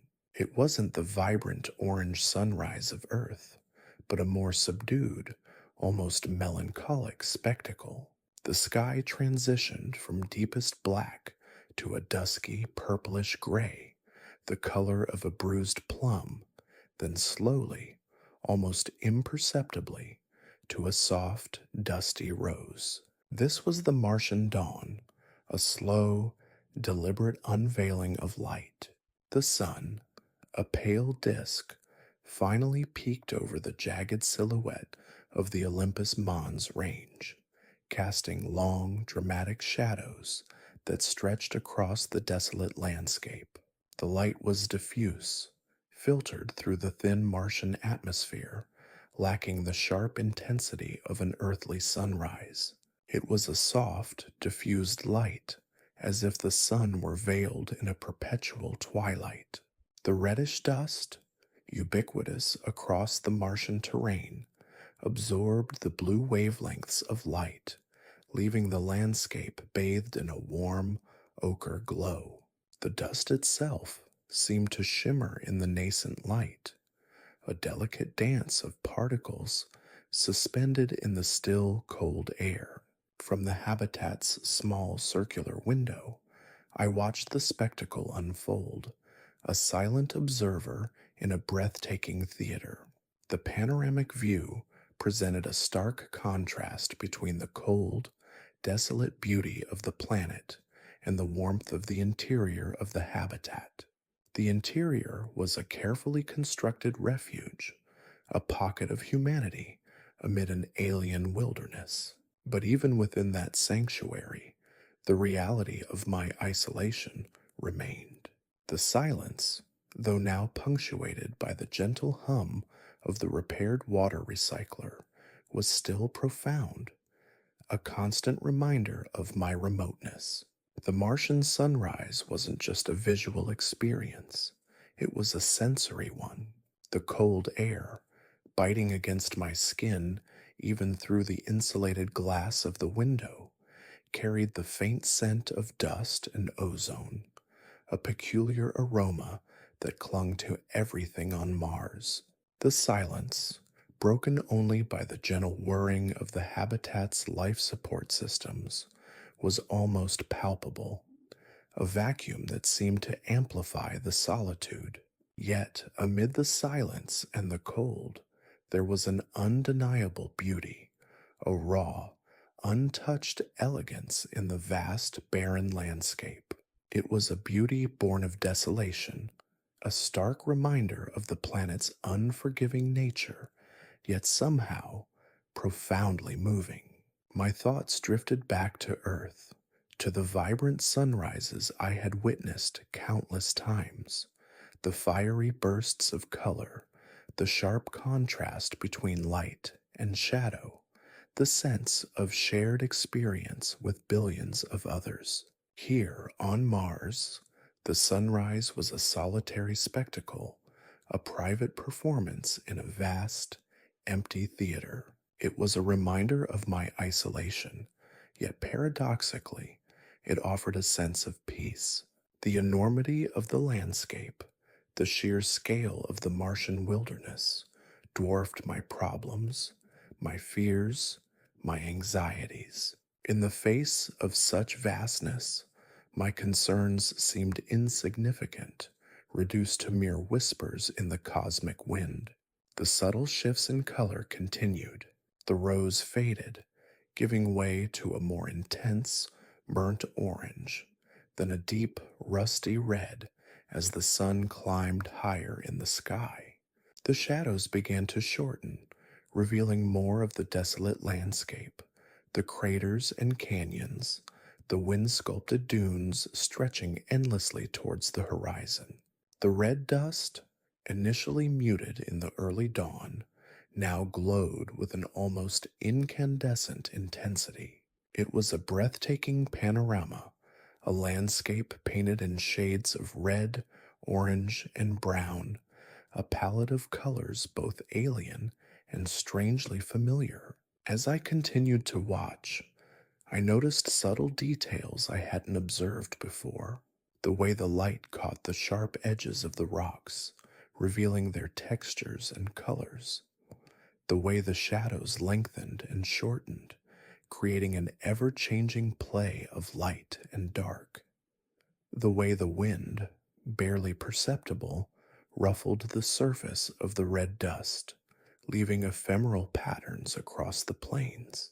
These were the details that had previously been lost in my relentless focus on survival, overshadowed by the urgent demands of maintaining the habitat's life support systems and analyzing the geological data. The sunrise served as a poignant reminder of the human need for beauty, for wonder, for a moment of respite from the relentless demands of survival. The Martian landscape, initially perceived as a bleak and unforgiving environment, gradually revealed itself as a place of stunning beauty, a world that evoked both fear and fascination, inspiring a mixture of awe and apprehension. It was a reminder of the power of nature, of its capacity to both destroy and create, to evoke both terror and wonder in equal measure. And in that strange mixture, in that juxtaposition of the stark, desolate reality and the breathtaking beauty, I found a new perspective, a newfound appreciation for my own resilience and the proven privilege of being a witness to this majestic Martian dawn. The quiet contemplation of the sunrise was a welcome respite from the previous day's ordeal. The success of the recycler repair had left me with a profound sense of accomplishment, but also with a lingering weariness, both physical and emotional. The solitude, though less daunting now that the immediate crisis had passed, still weighed heavily on me. The sunrise, however, transcended the physical and the psychological, offering a moment of pure, unadulterated beauty that served as a balm to my weary soul. The data analysis, though still pending, felt less urgent now. The graphs and charts, the equations and calculations, no longer seemed as critical. The mission's objectives were still paramount, of course, but the sunrise had shifted my perspective. It had reminded me of the importance of appreciating the moments of quiet beauty, of acknowledging the vastness of the universe and my own insignificant yet profound place within it.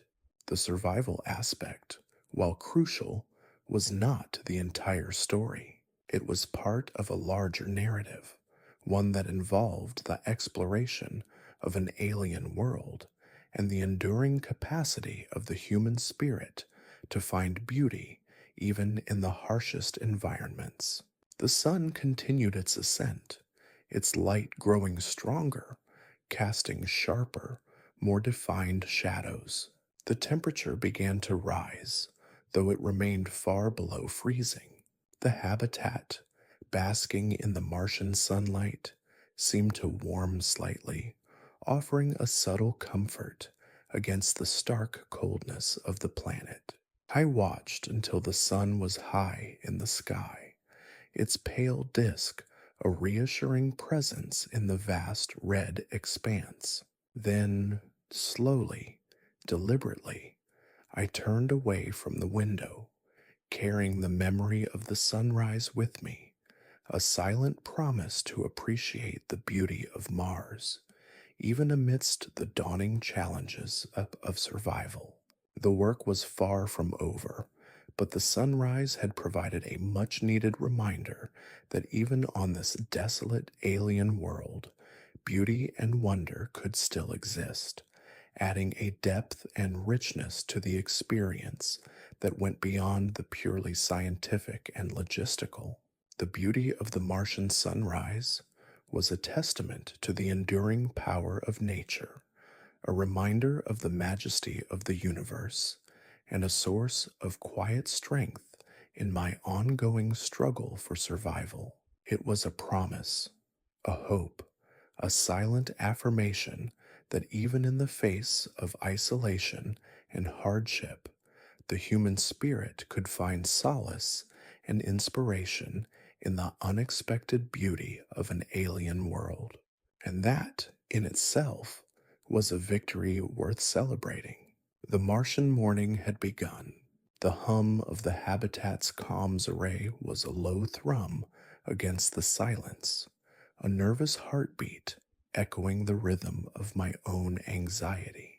The data upload had begun, a slow, agonizing crawl across the vast gulf of space separating Mars from Earth. Gigabytes of painstakingly gathered geological data, spectral analyses, atmospheric readings, the fruits of weeks of grueling work, were being transmitted, one precious bit at a time. Each transmitted packet was a tiny victory, a small step forward in the face of the enormous challenges.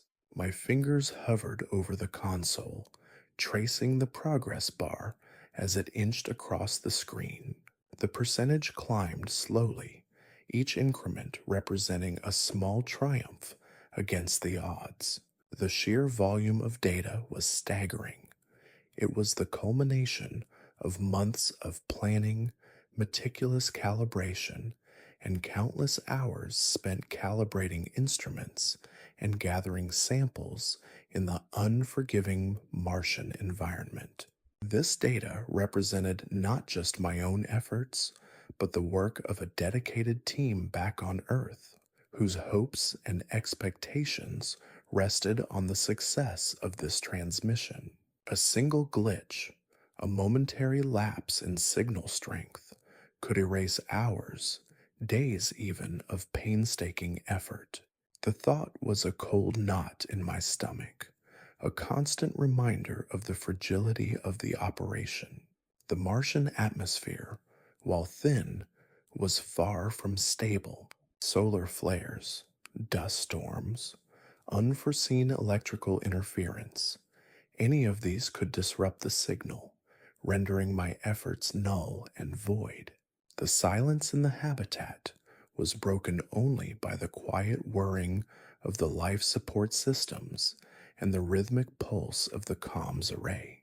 Outside, the Martian sun climbed higher in the sky, casting long, sharp shadows across the desolate landscape. The beauty of the sunrise, so breathtaking just hours earlier, now felt distant, almost unreal, overshadowed by the intense focus required for this crucial data upload. My gaze drifted to the small, flickering LED lights on the comms console, each flash a tiny beacon of hope in the vast darkness of space. They were a tangible representation of the connection, a lifeline extending across millions of miles. Yet, even as the progress bar continued its relentless crawl forward, a nagging doubt persisted. What if the signal failed? What if the data was corrupted? What if, after all this effort, all this sacrifice, all this time spent alone on this desolate planet, my work was lost, swallowed up by the unforgiving void of space? The weight of that possibility pressed down on me, heavy and suffocating. Hours stretched into an eternity. The relentless tick of the onboard clock became a mocking reminder of the passage of time. Each second, an agonizing increment of suspense. My mind raced, replaying every step of the process, searching for any possible point of failure. Had I properly calibrated the antenna? Was the power supply sufficient? Had I anticipated every possible source of interference? The answers, however reassuring, failed to dispel the uncertainty. Sweat beaded on my forehead, despite the chill of the Martian air. My hands trembled slightly as I wiped them on my shirt, the fabric rough against my skin. The tension was palpable, thick enough to cut with a knife. This was not just a matter of scientific data, it was a matter of faith, a testament to the human spirit's unwavering capacity to overcome adversity. Finally, after what felt like an eternity, the progress bar reached 100%. A small window popped up on the screen, a simple message: transmission complete. A wave of relief washed over me, so profound it brought tears to my eyes. It was a small victory, a tiny pinprick of light piercing the vast darkness of space, but it was a victory nonetheless. The weight lifted from my shoulders felt almost physical. The tension that had coiled around me like a venomous snake suddenly uncoiled, releasing its grip. The silence in the habitat seemed different now, quieter, more peaceful. The hum of the comms array, once a source of anxiety, now sounded like a gentle lullaby. My breath hitched in my throat, a ragged gasp of relief and exhilaration. I slumped back in my chair, the exhaustion of the previous days catching up to me in a wave of weariness. But it was a good weariness, a weariness born of success, of accomplishment. The data was sent. Now the waiting began. The confirmation from Earth could take hours, even days. But for the first time in what felt like forever, hope blossomed in my chest, a fragile flower pushing its way through the harsh Martian soil. The transmission was complete. The data was on its way. A small victory, yes, but a victory nonetheless. A tiny testament to human resilience and ingenuity against the vast, indifferent canvas of the cosmos. The weight of the planet itself seemed to lift slightly. The silence, once oppressive, now held a different quality, a sense of quiet anticipation, a hopeful stillness. Days later, a response pinged through the comms array, a simple confirmation message, crisp and clear. The data had been received, successfully processed, and was currently undergoing analysis. The elation that flooded me was indescribable, a rush of pure, unadulterated joy that washed away the lingering fatigue and fear. The confirmation was a validation, a ratification of all the effort, the sacrifice, the solitude. It was a reminder that even in the most desolate of landscapes, even in the face of the most daunting of challenges, the human spirit, fueled by determination and ingenuity, could prevail.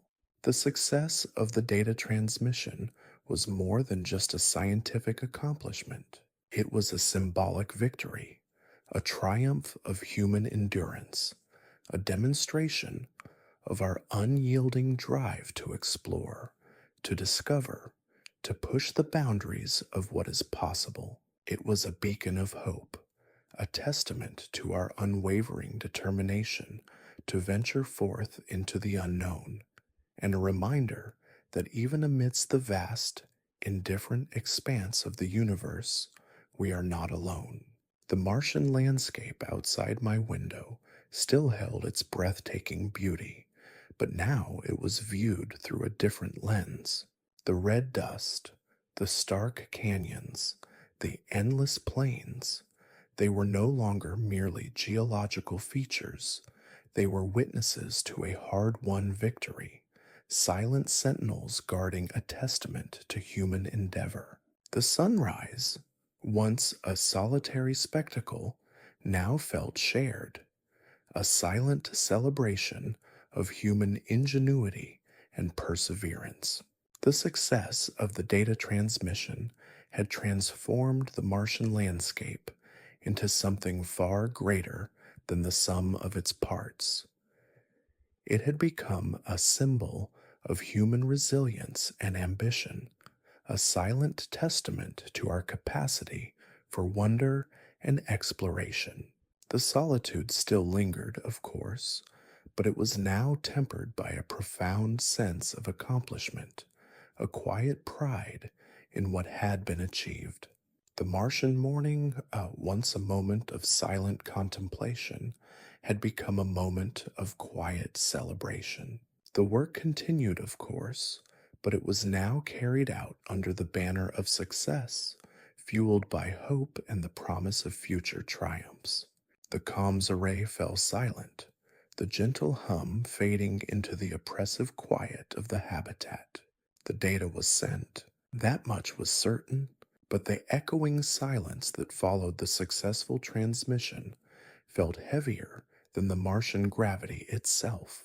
The relief, the exhilaration, the sheer physical exhaustion that had followed the successful upload, all of it was now receding, leaving behind a vast emptiness that threatened to swallow me whole. The victory felt distant, a mirage shimmering on the horizon of an otherwise desolate landscape. The weight of isolation, I realized, was far more pervasive than I'd anticipated. It wasn't just the absence of human contact, though that was a significant factor. It was the relentless, gnawing solitude that permeated every aspect of existence on this red planet. I found myself staring out at the Martian landscape, the breathtaking panorama now feeling oddly alien, devoid of human meaning. The red dust, the jagged canyons, the endless plains, they were beautiful, undeniably so. But their beauty was a cold, unfeeling beauty, indifferent to my triumphs, my anxieties, my very existence. They were silent witnesses to my struggles, my successes, my utter aloneness.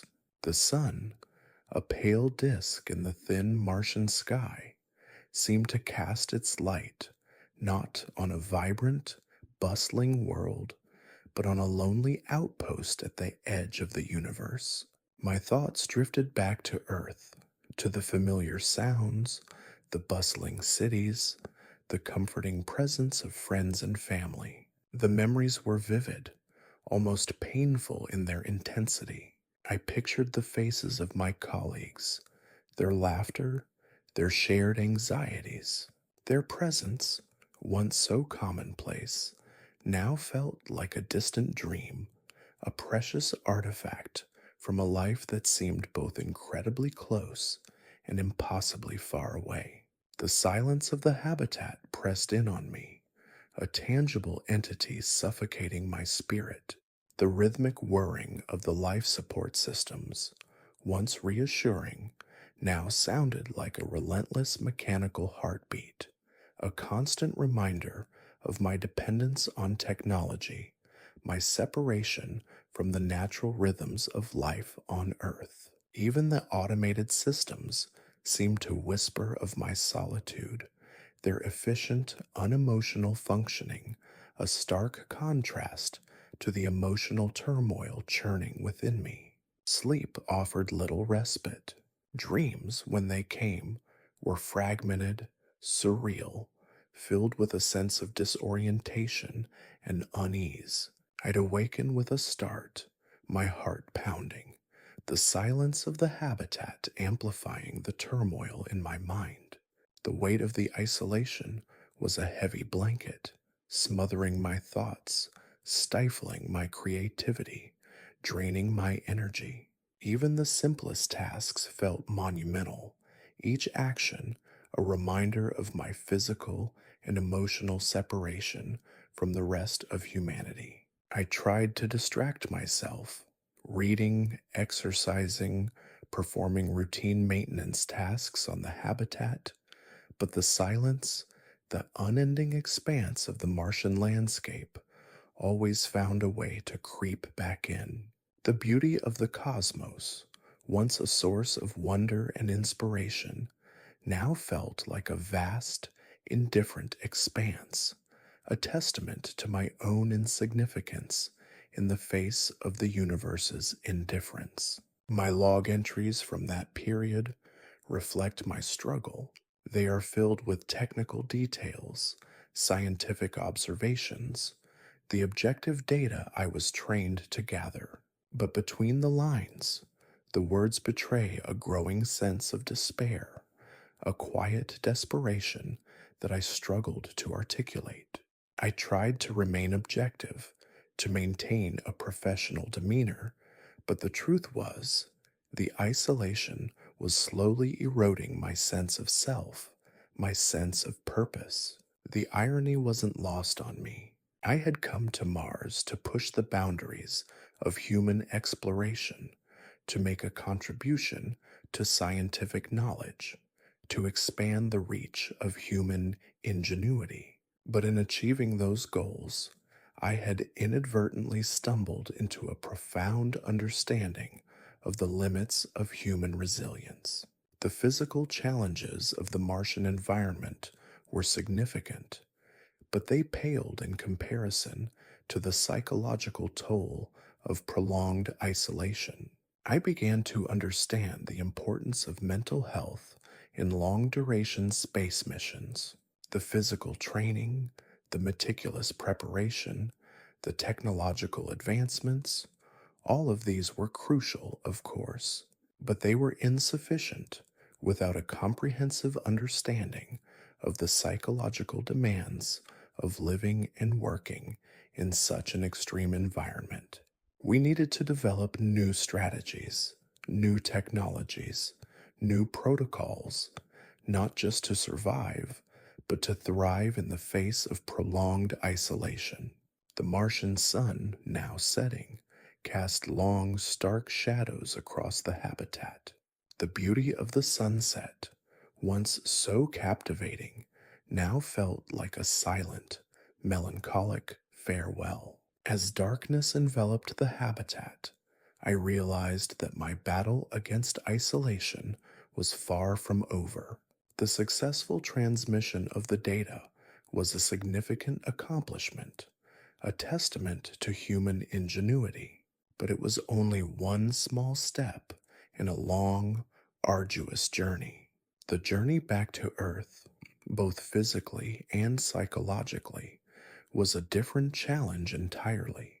The journey to reconnect with my sense of belonging, with my sense of humanity, was something I had to start confronting now, in this cold, red silence here on Mars. The weight of the isolation, for now, felt insurmountable, but the knowledge that there were people on Earth who cared, who understood, and who were working to help provided a flicker of hope in the vast, unforgiving expanse of space and my equally vast and unforgiving isolation. That small light in the darkness, I resolved to protect and nurture until I could find my way back to them. The data transmission was a victory, but the battle for my own well being was only just beginning. The Martian sun dipped lower, painting the rust colored landscape in hues of burnt orange and deep crimson. The beauty, once a source of wonder, now felt almost mocking in its indifference to my plight.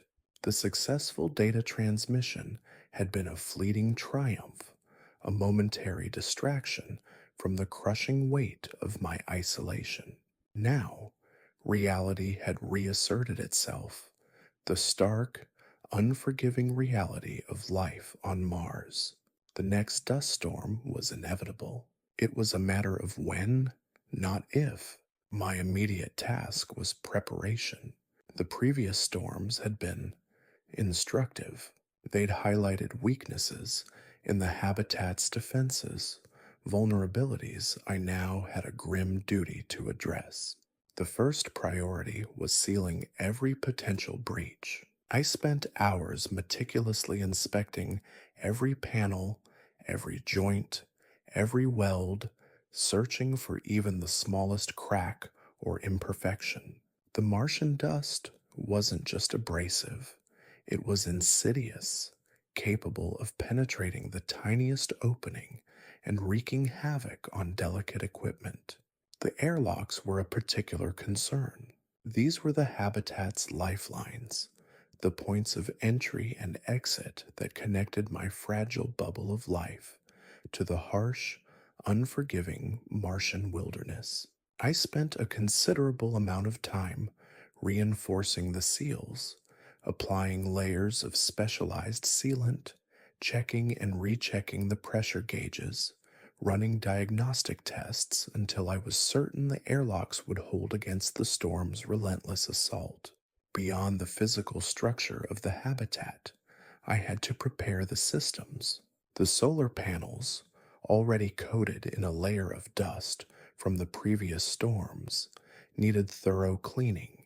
The efficiency of these panels was crucial.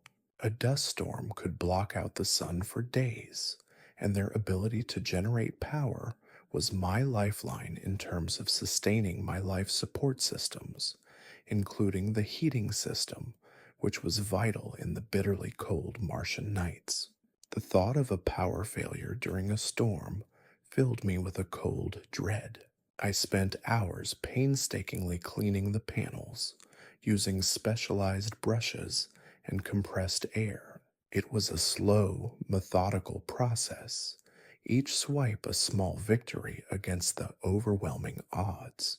As I worked, I could almost feel the grit of the Martian dust, the fine particles insinuating themselves into every crevice, every joint, every part of the habitat.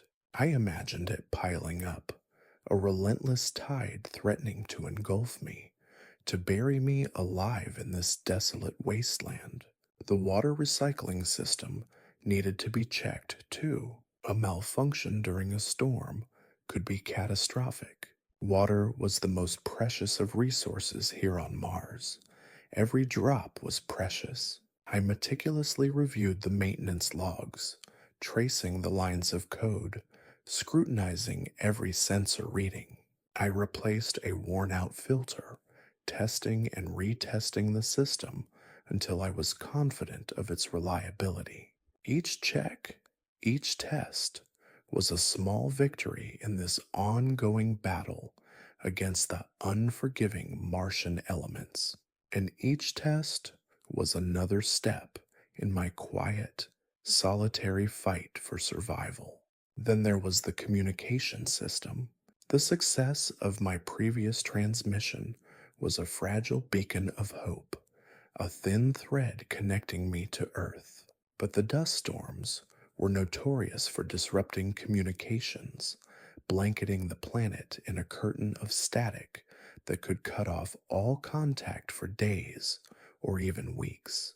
I had to ensure that my comms array would withstand the storm's fury. This required more than just physical protection. I had to develop contingency plans, alternative communication strategies, backup systems. This meticulous planning was a testament to the fact that although I was physically alone, I wasn't emotionally or mentally abandoned. I had a responsibility, not just to myself, but to the people on Earth who were counting on me. They were invested in my well being, and I had to reciprocate that care and consideration in the face of the harsh realities of the Martian environment.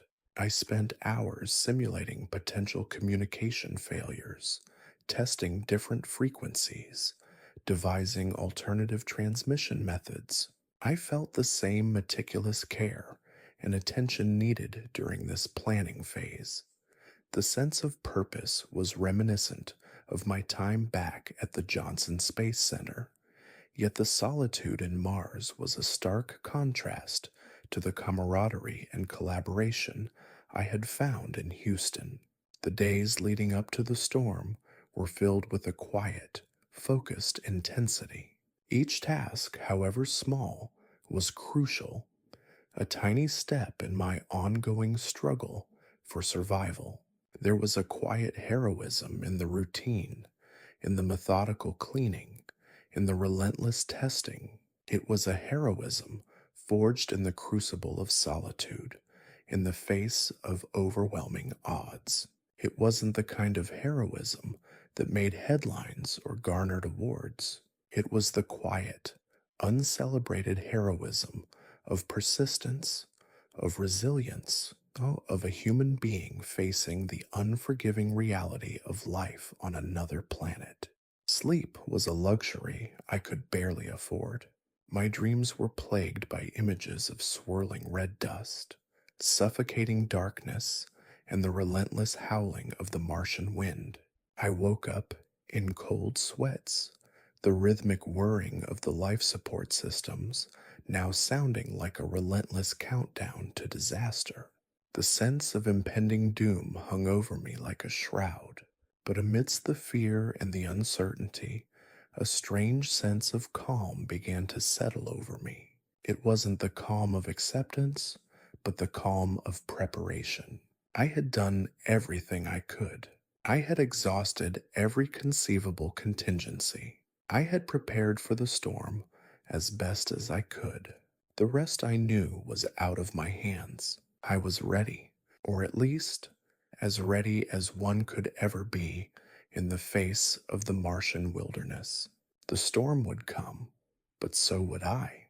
The preparations weren't just about survival, they were a form of self preservation. Each bolt tightened, each seal checked, was a reaffirmation of my will to survive, a defiant act against the isolation that threatened to consume me. The methodical nature of the work was soothing, a counterpoint to the turmoil within. It provided a sense of control, a tangible means of combating the overwhelming feeling of helplessness that often accompanied my solitude. The more I prepared, the less vulnerable I felt. The preparations became a ritual, a meditative practice that helped me to ground myself, to center myself in the face of impending doom. The storm, when it came, would be a test not just of the habitat's resilience, but of my own. I knew this, and the weight of that knowledge was both heavy and strangely comforting. It gave my existence a focus, a purpose. It provided a sense of meaning beyond my own existential crisis. To prepare was to survive. To survive was to triumph. And as I stood in the quiet stillness of the Martian night, surrounded by the fruits of my labor, I felt a surge of determination. I might be alone on Mars, but I was far from defeated. The storm was coming, and I was ready. The Martian dawn, when it finally arrived, was less a gentle awakening and more a brutal assault on the senses. The sky, instead of gradually lightening, exploded with a fiery, ochre tinged light that seemed to sear the retinas. The wind, which had been a low, mournful sigh throughout the night, now roared like a caged beast, whipping dust devils across the desolate landscape. The thin Martian atmosphere offered little protection from the intense radiation, and the chill, despite the sun's ferocity, burrowed deep into my bones. I woke to the familiar whirring of the life support systems, a symphony of whirring pumps and hissing vents that had become the soundtrack of my solitary existence. Yet this morning, the sound was different. It held a more urgent, almost frantic quality, a frantic heartbeat in the silent Martian expanse. A quick check of the monitoring systems revealed that the outer pressure sensors were registering a significant drop. The storm had begun its assault. My immediate reaction was a surge of adrenaline, a primal instinct to fight, to survive. The methodical calm I had cultivated in the preceding days evaporated, replaced by a frantic energy that propelled me into action. My movements were swift, precise, almost automatic, born from weeks of relentless preparation. I checked the airlocks, confirming the integrity of the seals, running diagnostics on the pressure regulators. Everything held, for now. The solar panels, despite my meticulous cleaning, were already showing signs of dust accumulation. The storm was already reducing the power output, and the red glow of the emergency lights flickered ominously in the deepening gloom. I initiated the emergency power protocols, switching to the backup generators, which hummed to life with a reassuring groan. The transition was seamless, a testament to my meticulous planning. But this was only a temporary reprieve. The storm's full force was yet to come. The communication system was next. I initiated a contact attempt, but the transmission was met with static, a chaotic blizzard of noise that rendered any meaningful communication impossible. The storm had effectively cut me off from Earth, leaving me stranded in the heart of the Martian wilderness, completely alone. The isolation wasn't just physical, it was a crushing weight that pressed down on me, threatening to suffocate the very essence of my being. The silence, broken only by the howling wind and the rhythmic whirring of the life support systems, was almost unbearable. It was a silence that screamed of loneliness, of abandonment, of the vast, indifferent expanse of space that lay between me and humanity. Yet, amidst this despair, a defiant spirit refused to be extinguished. The meticulous preparations, the countless hours spent ensuring the habitat's resilience, had instilled in me a sense of control, a sense of purpose that transcended my isolation. I wasn't merely surviving, I was fighting. I was battling not only the elements, but also the gnawing despair that threatened to consume me. Days bled into nights, each a relentless cycle of monitoring systems, patching leaks, and bracing against the fury of the storm. The wind howled incessantly, rattling the habitat's walls, testing the limits of its structural integrity. The dust, a fine red powder, infiltrated every crevice, coating every surface in a layer of abrasive grit. I was constantly cleaning, repairing, adjusting, fighting a losing battle against the relentless onslaught of the Martian elements. But I didn't feel defeated. Each successful repair, each successful diagnostic test was a small victory, a testament to my resilience, my determination. I was living proof of the human spirit's capacity to endure, to adapt, to overcome even the most daunting of obstacles. As the storm began to subside, a strange sense of accomplishment washed over me. The habitat had held. I had held. I had faced the fury of Mars and emerged victorious. The exhaustion was profound, the physical and mental strain immense, but beneath it all lay a deep seated sense of satisfaction. I had survived, but the survival was more than just a physical act. It was a profound spiritual experience. It had forced me to confront the limits of my own endurance, the depths of my own resilience. It had stripped away the veneer of civilization, revealing the raw, primal essence of my existence. It had exposed me to the raw, untamed power of nature, the indifference of the cosmos. Yet, amidst this harsh reality, I had found a profound connection to myself, a deeper understanding of what it meant to be human. It was a connection forged in the crucible of solitude, in the face of overwhelming odds. It was a connection that transcended the boundaries of space and time, a connection that linked me to the generations of explorers who had dared to push the boundaries of human understanding. As I looked out at the Martian landscape, the red dust settling slowly into a calm, I felt a profound sense of gratitude. Gratitude for the technology that had protected me, for the support of my colleagues back on Earth, or for the simple act of survival. But above all, I felt a profound gratitude for the opportunity to experience this harsh, unforgiving world, to witness the raw beauty of a planet so unlike our own. The Martian reflection was more than just a landscape.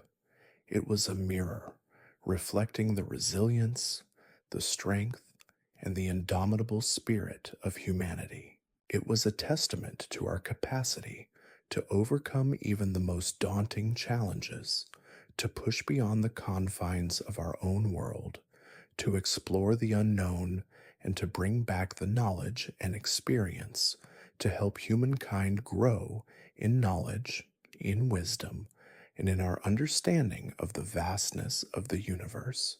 The journey had been arduous, but the rewards, both internal and external, had been immeasurable. The future of Mars exploration, I realized, lay not just in technological advancements, but in the courage, the determination, and the unwavering spirit of the human explorers who dared to venture forth. And I, a small part of that grand endeavor, felt a deep sense of pride